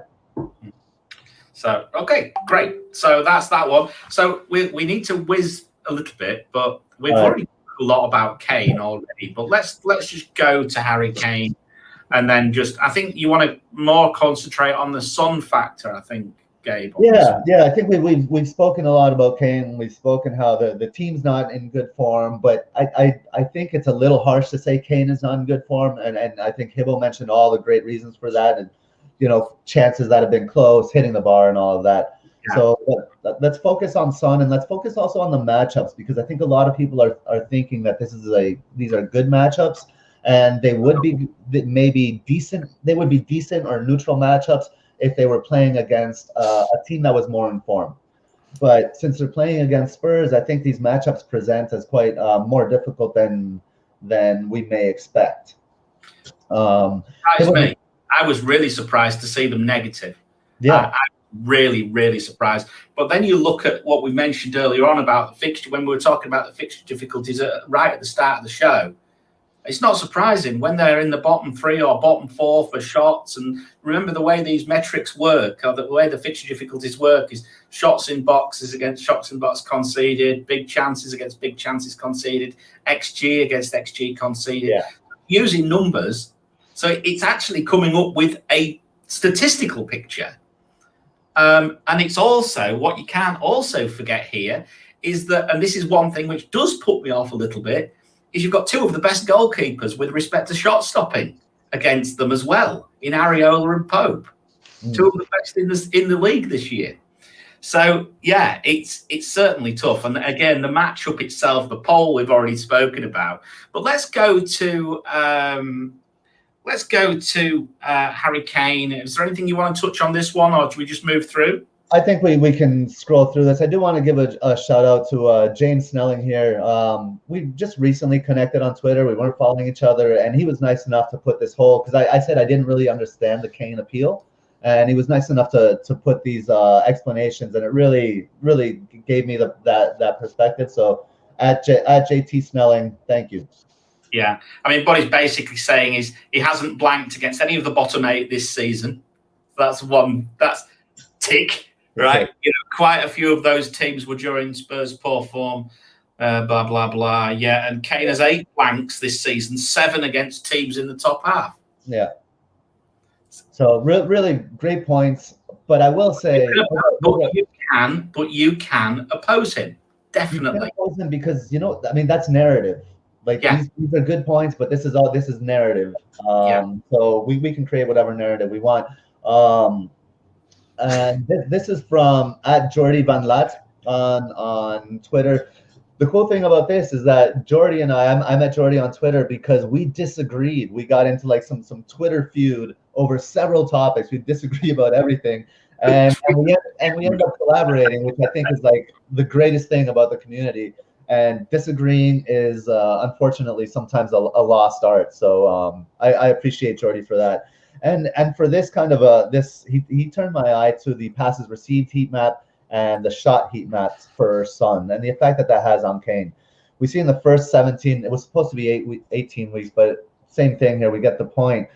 Son is playing more in the inside channel, and when he plays in the inside channel, he's able to drive between the right back and the right center back. And driving between spaces is always driving between, say, a defender and the touchline. So now, more recently, in the past 10 game weeks or so, Son has been moved wide, more to the touchline, probably because Jose's trying to get more width out of the team. He probably thinks that they need to open up the gaps in the middle for Kane. But in my opinion, I think there are a couple things going on here. That width should only be opened up by Son initially, and then Son needs to come back inside into the gap between the right back and the right center back. And they've been without Reguilon for several weeks, and I think that's Reguilon's job to do that, is to get in kind of around Son and keep that right back wide. And then Kane's job is to keep the right center back central, and that gap would open up for Son. That's not happening right now because Reguilon has been injured, and because, I mean, Mourinho's not a good tactician. In my opinion, he's a one-trick pony, and when that falls apart, he just starts doing kind of quite basic things. In my opinion, you don't necessarily want to split your attacking player wide to spread the defense. You might want to do that with a midfielder or a fullback or something like that. The effect of that movement on Son, we see it on the right side here, is in his shots. Whereas when he's playing in that inside channel, we can see the effect of a destabilized defense, and his shots are all over the box. They're spread out. He has freedom of movement in there.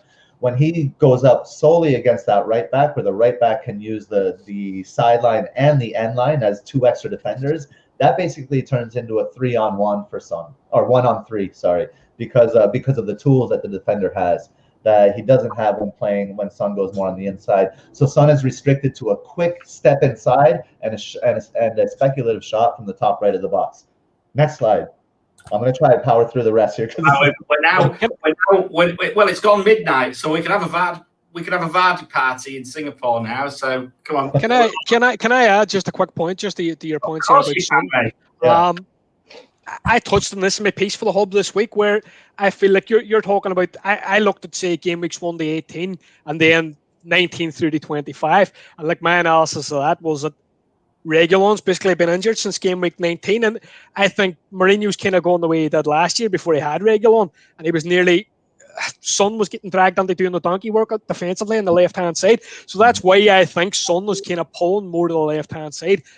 Davies obviously isn't as good defensively. I think what we're going to see now, like, look, I was looking at average positions. I know you're big on that as well. Son's average position in the last match against West Ham when Reguilon came back in was as high as it's been all season.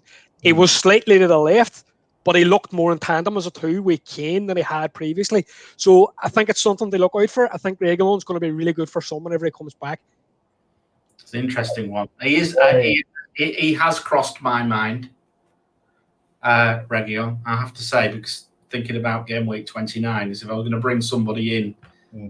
Well, looking at his earlier match in the season against Fulham, and I know, like, you know, some people have this theory about favourite clubs and favourite teams that you want to play against and stuff like that. Reguilon had an amazing assist for Kane. He crossed the ball from wide left and Kane scored a diving header.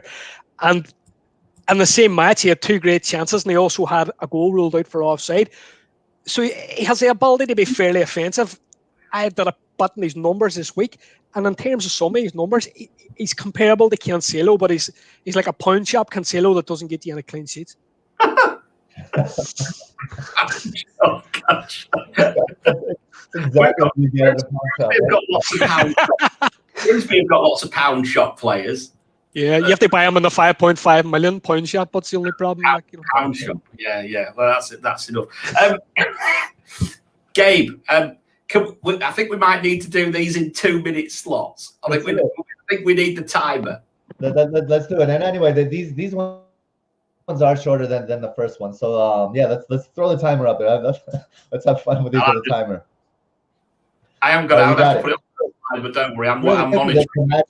Both matchups neutral. Arsenal and Burnley roughly the same. Not much to speak of there. So Leicester neutral matchups.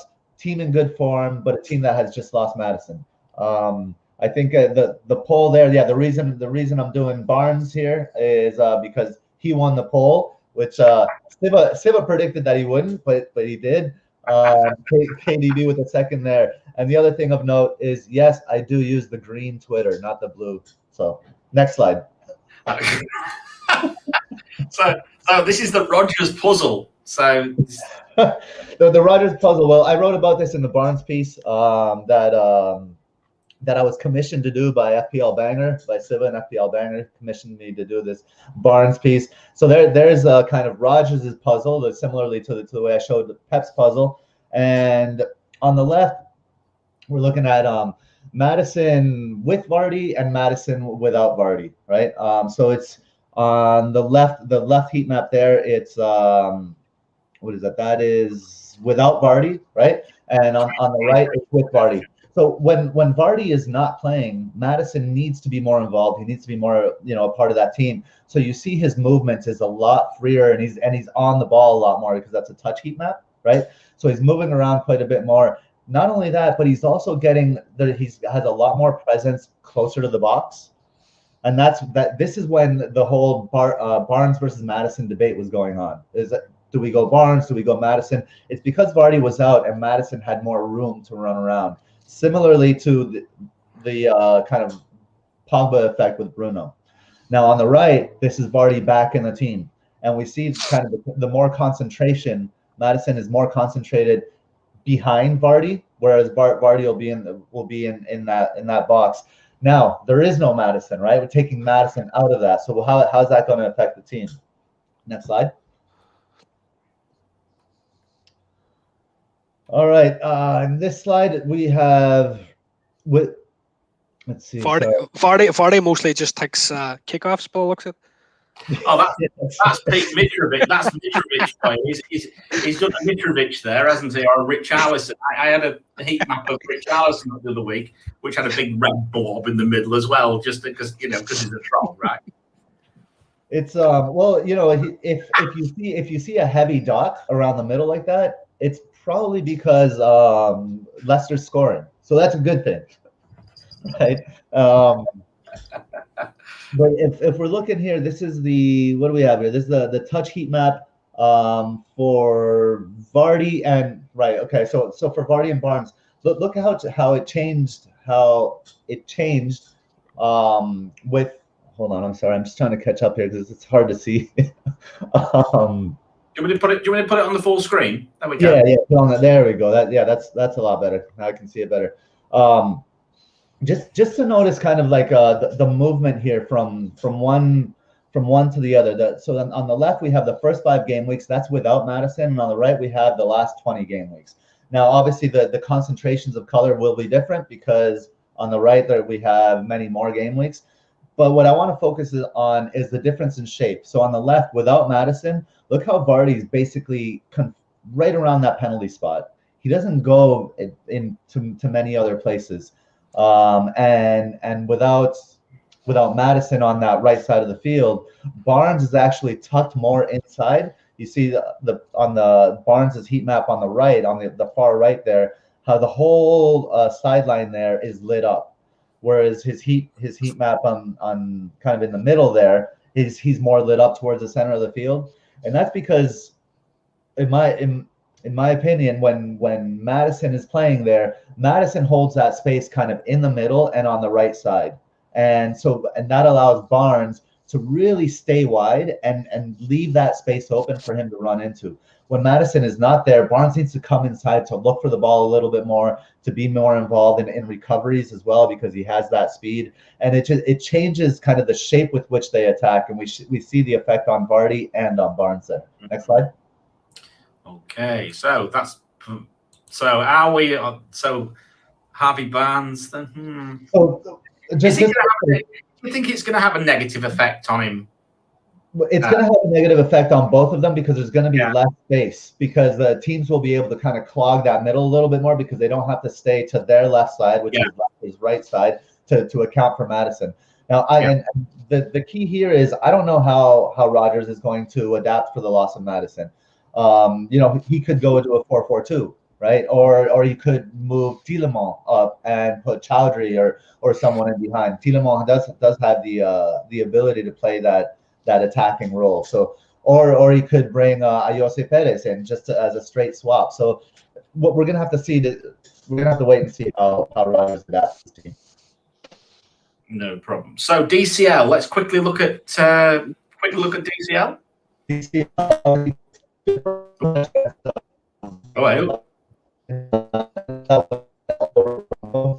Breaking up about there, Gabe. We've got Metal Mickey now. I think we've lost Gabe. Oh no. So DCL. Anyway, shall I take over whilst Gabe sorts?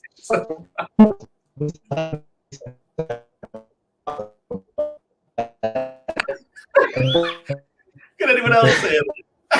No, I don't think anybody can hear him. No. Right. Anyway, let's just WhatsApp him and tell him to go out and come back in. Are you there, Gabe?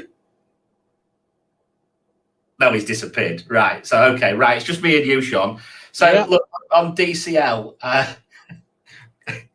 The matchups. Obviously, Southampton's a good matchup, and West Brom actually isn't so for Everton. Oddly enough. Crikey, I've got to do Gabe's stuff now. So looking at the fixtures for Everton and DCL, I think there's an argument that Everton have the best double on 26. It's strange that, because the matchup doesn't. But they've been struggling, haven't they? The numbers are not looking particularly good, and of course, what happens is Everton's output goes up so much when all the players are back, right? Yeah, They are back now. When DCL gets down that middle. And gets the delivery in from players like Dean and that guile from Rodriguez if he stays fit long enough. But also, I think, isn't Alan back now? That's a great point. It's a great point you make about Alan. I think you have like your Dinas, Richarlison's, James Rodriguez, but Alan's like the best in midfield who he lets all those guys go and play, and I think he's been a huge must for Everton when he's been out, and he's been out for a long time now, and I think like you're maybe going to see a different kind of Everton similar to the start of the season where these guys start to come into a bit of form and finish the season with a bang, Yeah, I think so, and I mean I think that's quite interesting. So I mean, look, from my perspective, I think that I've bought DCL in. Yeah. I do fancy DCL. Would I bring players like Luca Dean in or somebody like that? I'm not so sure.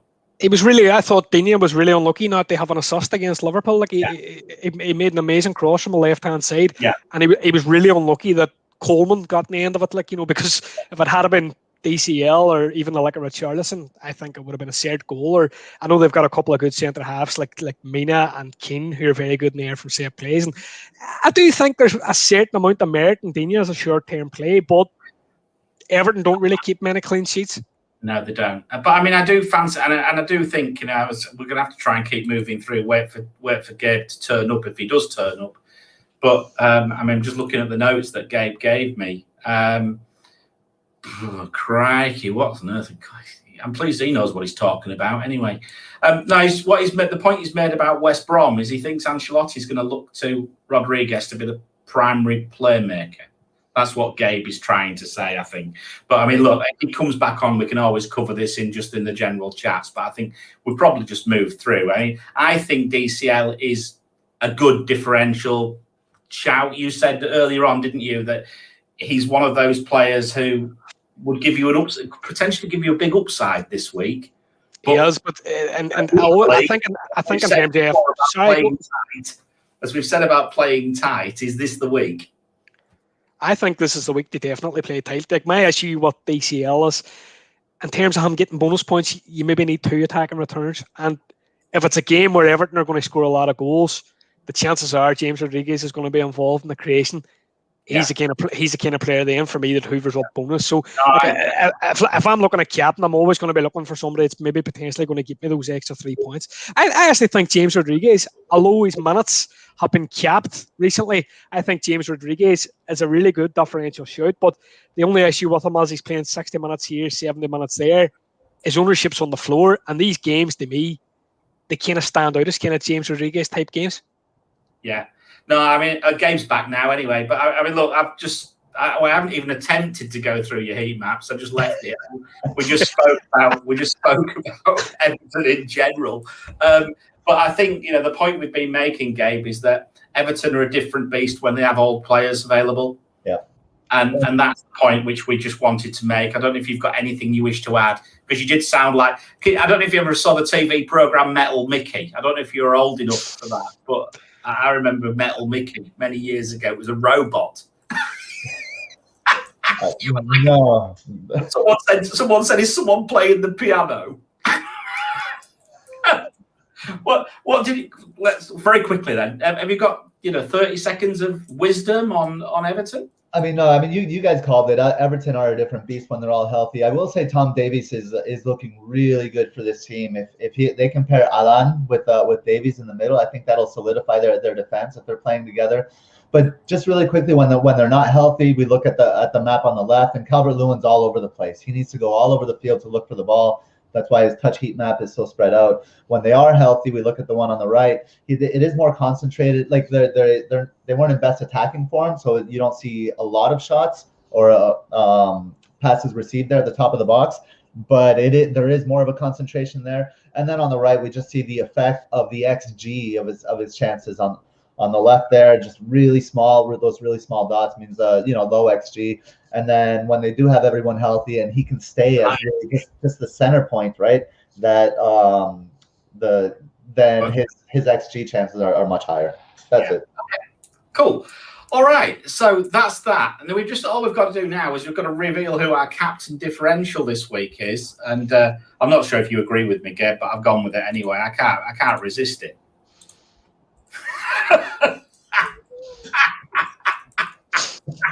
I do agree, actually. Just to troll you. No, I mean, look. To be honest, he's had two double figure returns. I know Maddison's out. I still think he's in great form. They've just beaten Liverpool.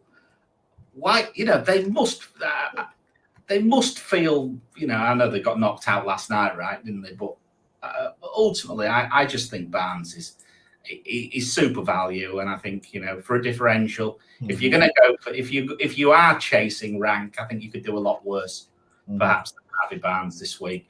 Although we've already mentioned that DCL would be another good option. Hibbo, any other differential captains you might want to throw in? This would be like a complete roll of dice type play, but looking at the ownership at the close of game week 25, KDB was sitting less than 1%. You're looking at those two home games, West Ham, Wolves. I think they're real plum fixtures, obviously, but the issue with Man City is, do you potentially want to run the risk of one of your premium players being rested for a game? Nobody wants to see 11, 12 million pounds sitting on their bench, even for one game. So I do think KDB could be a great shoot for sub 1%. Nobody's really going to risk it, but I could see him returning. It would have been. I'll tell you who it would have been if he hadn't played midweek. It would have been Cancelo. Mm-hmm. Right.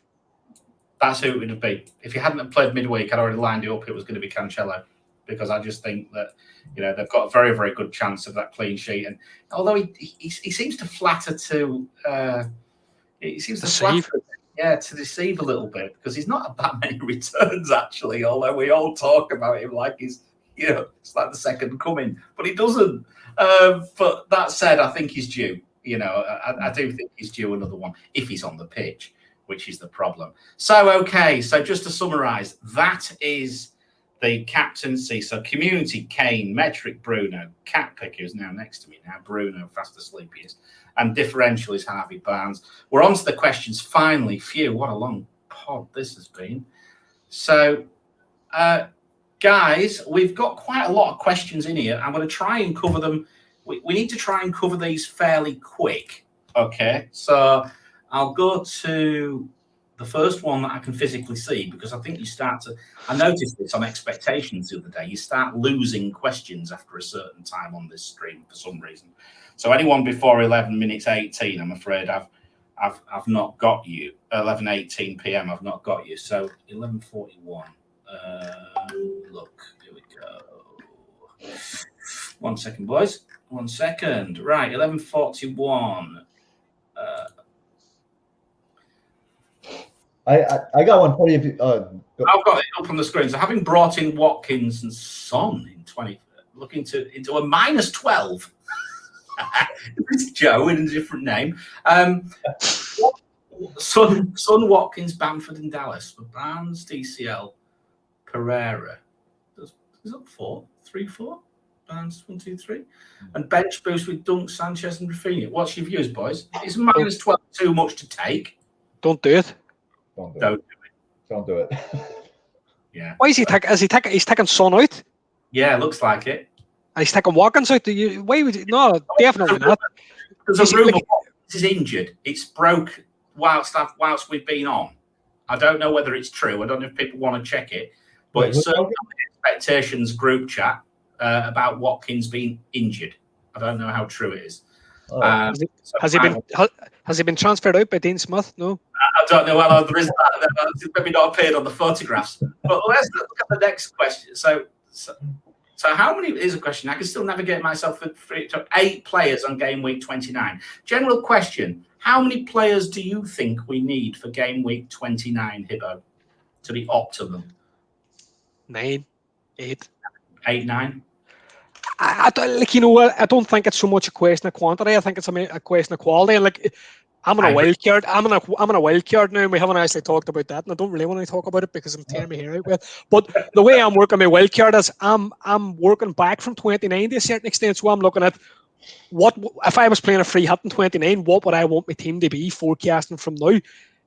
And I think that's where people need to be. If you have in the week Kane, Son, I think Grealish will be fit then. Watkins, Martinez, some Fulham players, maybe some Brighton players. I don't think you'll be far off. Do you know what I mean? So I think if you have the core of players, and it might even be 7 or 8, I think you might be able to get by. Like those tight weeks again, it could be a matter of getting captaincy bang right. Like you could have 7 players and have the captaincy plumb, and you could have 11 players and bomb and captaincy. Like it's of course fine margins. And of course, what you can't forget, and this is one of the biggest things I've found is very difficult in getting towards this. This is why I'm almost at a point. I think, Gabe, me and you, I think we're in similar sort of positions here. We're almost at a write-off scenario for 29, or we were the other day, because everybody, the assets that you want are basically going to take points off each other. Because you've got Martinez and you've got Kane and I mean, to be honest, this is one reason why I quite the look of somebody like Lookman. Lookman might actually, but then again, you've got Dallas. If you're still keeping Dallas, then you could be taking points. But ultimately, are we actually overlooking the likes of Arsenal and West Ham and teams like that? Perhaps, maybe we are. I'd say we are. Think about them now because, of course, they're not doubling. Yeah, but it's probably teams like that we've got to, and you mentioned Brighton. So, yeah, I think that's where I would go anyway. So let's just move on. Here's another question from Nehal. Is Salah captain going under the radar? Sheffield are without any regular defence. Bogle also out. Is he? I didn't know. Could he go big? Guys? I think he is going under the radar. Honestly, I see a lot of people just taking Salah out, reinvesting the money, and I think that makes sense. But I do it at your own peril. I think. I think I'm gonna lose Salah on the wild card. If I'm being completely honest. Are you? Talk to us about that. What's your thinking there? It's just trying to get this. What I was saying previously about working back from 29 and looking to have the best possible team that I can have for 29 as well. But Liverpool just aren't performing. And I kind of think people are, and myself, in recent weeks, people are holding on to this notion of Liverpool as last season's champions. And every time I watch Liverpool against Everton, they were absolutely trash. There's no other words for it. They're playing all the time with their best midfielders. And I know Henderson actually lumped out of the game. I know he was playing defence. Mm-hmm. But they're just not getting Salah on the ball the way they were before. And Aile's going to return. But is he going to return worth 12 million? I look at these weeks. I'm not going to captain him this week. We've got loads of double game weeks coming in the near future. Liverpool don't seem to have one in the future weeks. The chances are I'm not going to captain him then. So I'm kind of left in a scenario where going, well, I'm not going to have him in 29. I'm not going to captain him maybe in the next 3 or 4. Do you want him? So why bother? Yeah. I mean, look, the only reason, to be honest with you, it's a risk. It's a risk. It is, but I just think, I've held him for these next 2 weeks, to be honest with you, because I think, there's a possibility Sheffield United, they've got some injuries. And then I think, has he got Fulham? I think it's Fulham. Is it Fulham next week? I think it might be. He has Fulham, yeah. Yeah, he's got Fulham the week after, but that's not necessarily an easy game, right? Not at the moment, anyway. Okay, so we agree he's going under the radar to a certain extent, but, you could just as easily perhaps go without him. But I think maybe he's going under the radar as a captaincy shout this game week. But I think Hibbo makes a great point. It makes sense to sell him if you're not going to captain him in the next 4 game weeks and then bring him back in when the fixtures change. Yeah. Very quick one, guys. FPL escapades, Maja or Diagne? Is that how I pronounce it right? Go ahead. I think Diagne has just looked frighteningly good. If I'm being completely honest with you, looking at the game against Burnley, and it was a big part of my piece that I did for the Hub about Spurs. Burnley conceded 3 big chances to West Brom in the last game, and only for the fact that Diagne squared a ball behind Pereira, and Diagne was a bit unlucky. they'd have beat them quite easily. Like, I think Nick Pope was lucky to come away with those 8 points, and he was lucky to come away with a clean sheet. The only thing about it is you're backing a West Ham forward. Magic covers the blank. I think it'll depend for that. Usually they'll ask the question, what kind of chip position they've got in terms of 29. If they've got a free hit in 29, they probably don't need to bring Magic on the plan, that kind of way. No, I tend to agree with you. Yeah, I mean, it's an interesting one because he bullied his way for that goal, didn't he? If I remember, he just bullied his way through for that header. Lindelof, he just threw Lindelof away like a wet snapper. Yeah. Well, although I will say something for Maja. One, I think Fulham is a better team. So I think that speaks well for Maja. Diagne, I think we could be seeing a little bit of a flash in the pan because West Brom are so poor that they may just be seeing like a small resurgence with him. And then the other thing is Fulham's fixture in 29 against Leeds, I like way more than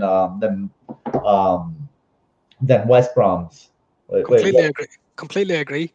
Wait, no, West Brom doesn't play in 29, is that right? No. Yeah, so they don't even play in 29. So I think Maja might be a better investment if we're talking about.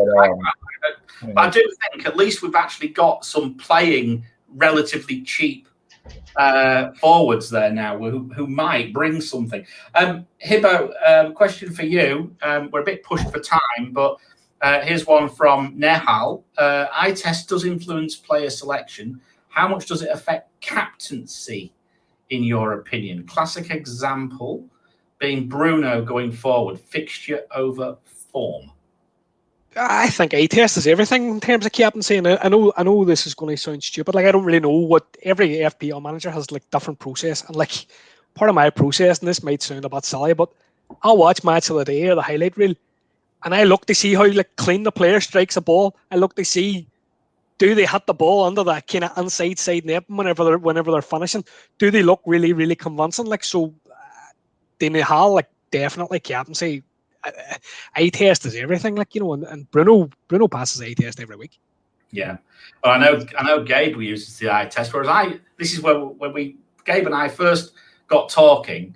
We spoke about how I start with numbers because particularly the side of the world where I watch, it's always the middle of the night. Every midweek game I miss.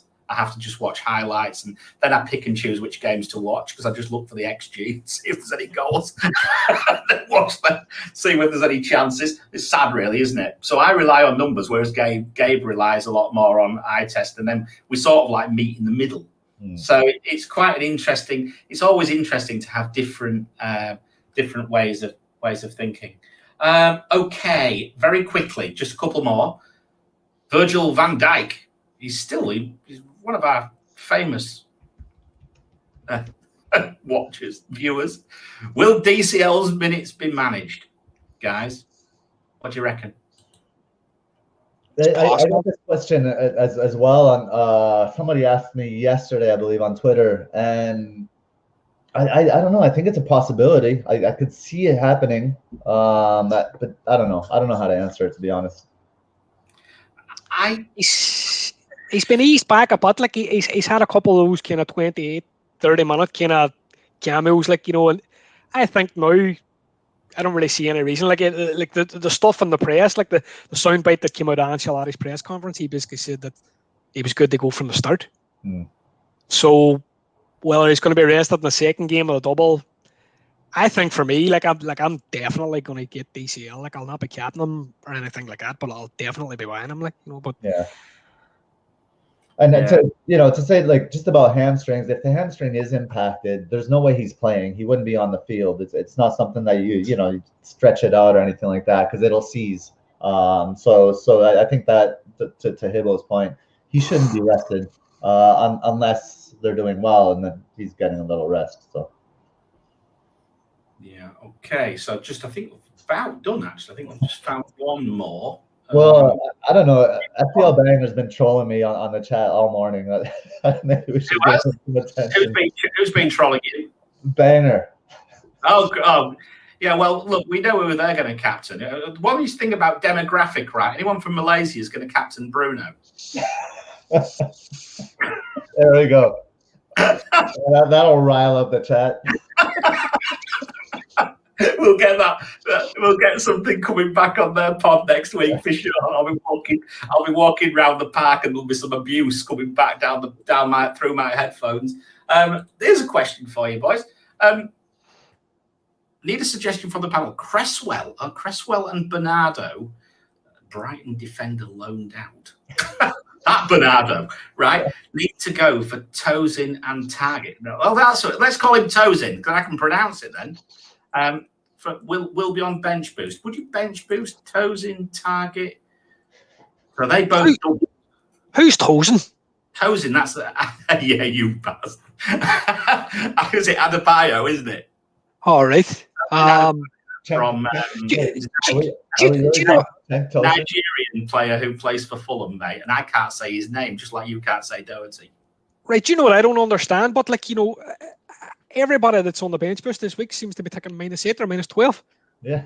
Yeah, it's odd, isn't it? I mean, look, for me, I think I've no problem in people bringing players in for a hit if, you're taking a single game week player out who is not playing in 29, right? And potentially replacing one who is playing with 29 and is also doubling. Right. I think that's sensible. For example, I wildcarded Tozin and Areola in actually. So I've got 2 Fulham players in my team at this moment in time. But that said, I'm not sure about Target. My worry about Target, and I've said this a few times on Twitter this week, is I'm a little bit worried about Aston Villa's defence without Matty Cash. But I think Cash is now training again.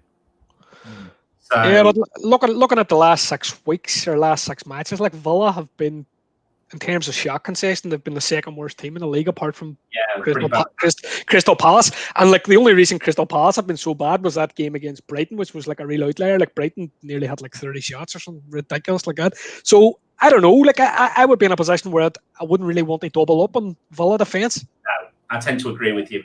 Yeah. I tend to agree with you. So I think if a hit, if there's an upside, but also don't get this blank game week blindness as well, almost, isn't it? I mean, in fairness to Nehal, both those players have a double and are playing in 29. Absolutely. So yeah, that's the point. It's a lot to pay for a couple of defensive transfers, right? Especially on Villa has been conceding a lot of big chances.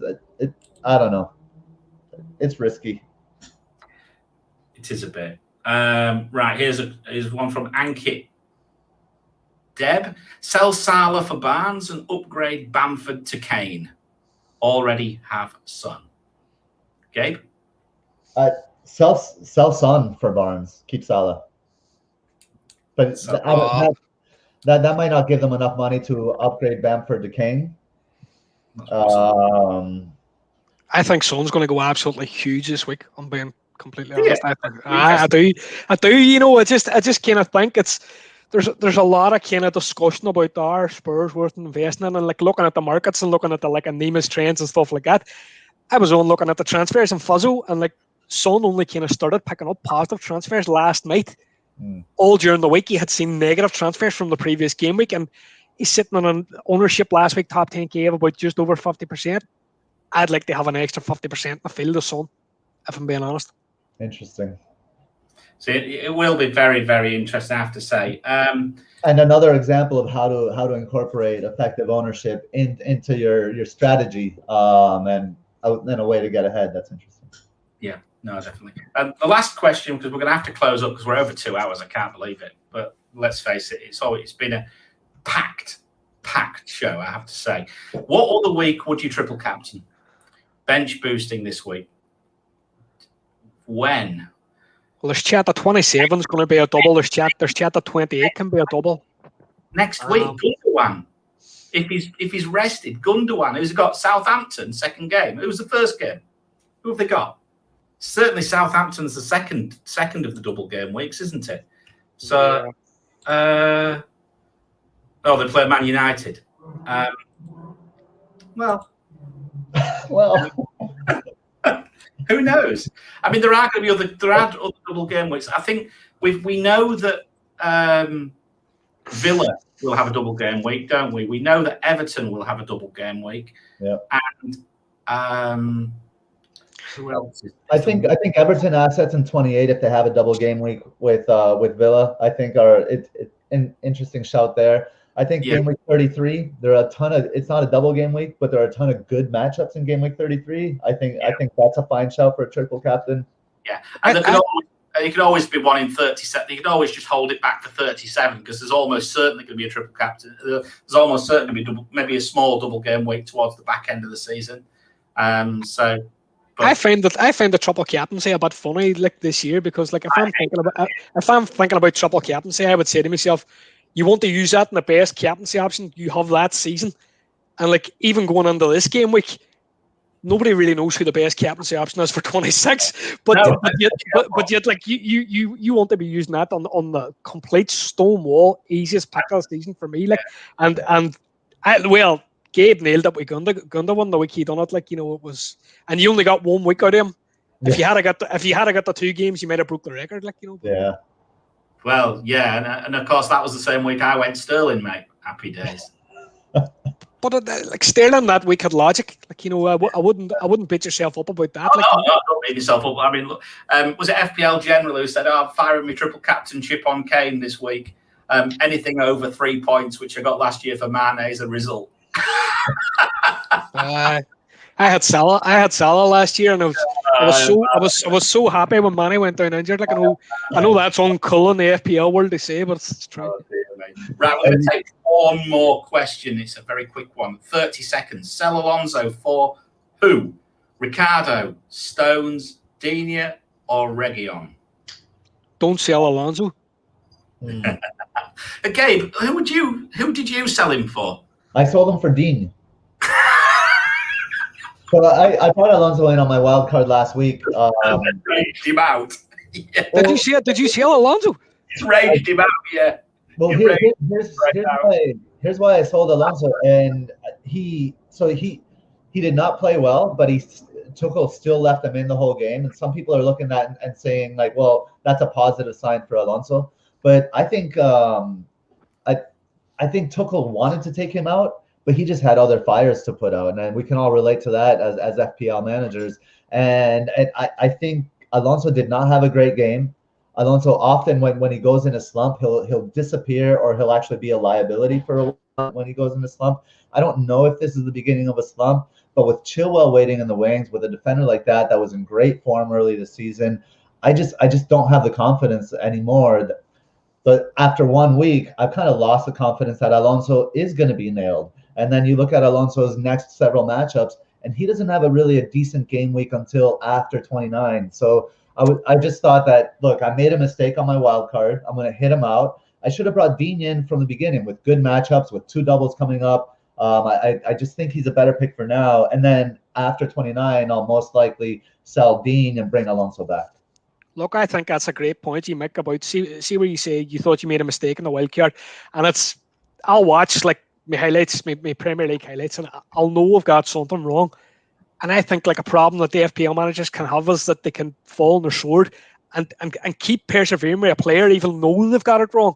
Like if you've identified this week, and like it's always relative to your team and your own thinking. If you know this week, look, I think I've made a mistake.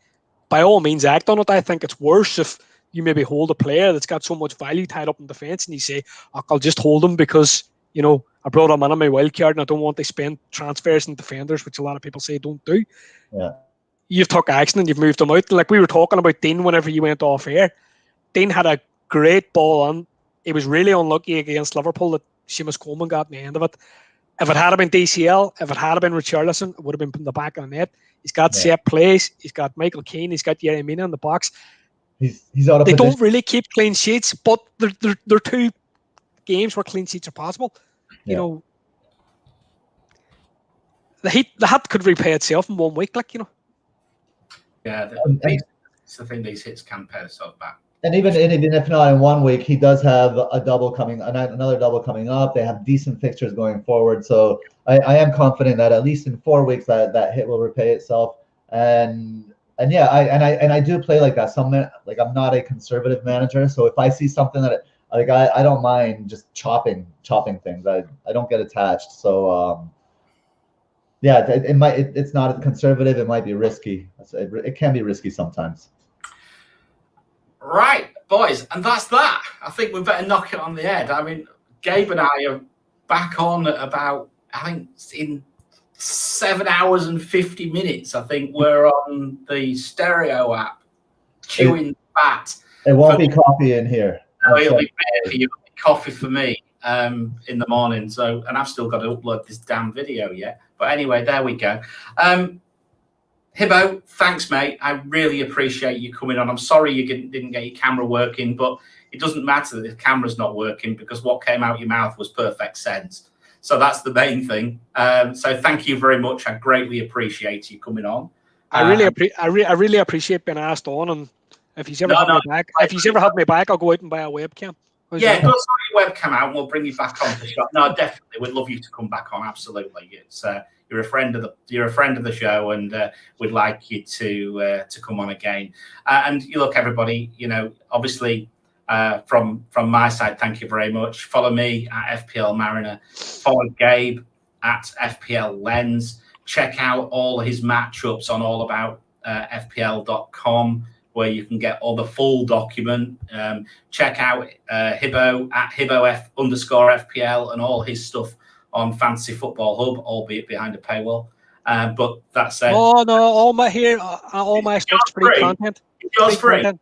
Oh, yeah. Sorry, I'm doing you disservice. But no, fabulous. You know, I love all. To be honest, I do subscribe to them, so I don't mind. But yeah, I absolutely love it.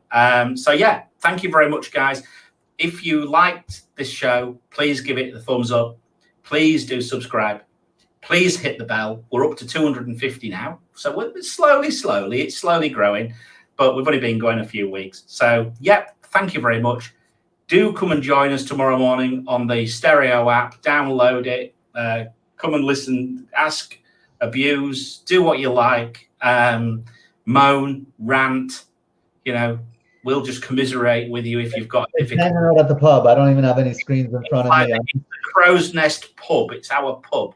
That's so right. Come and join us tomorrow morning. And if not, good luck with this massive double game week. I hope you smash the week out the park. And it just leaves me to say good night and thank you very much indeed. Thank you. Bye-bye.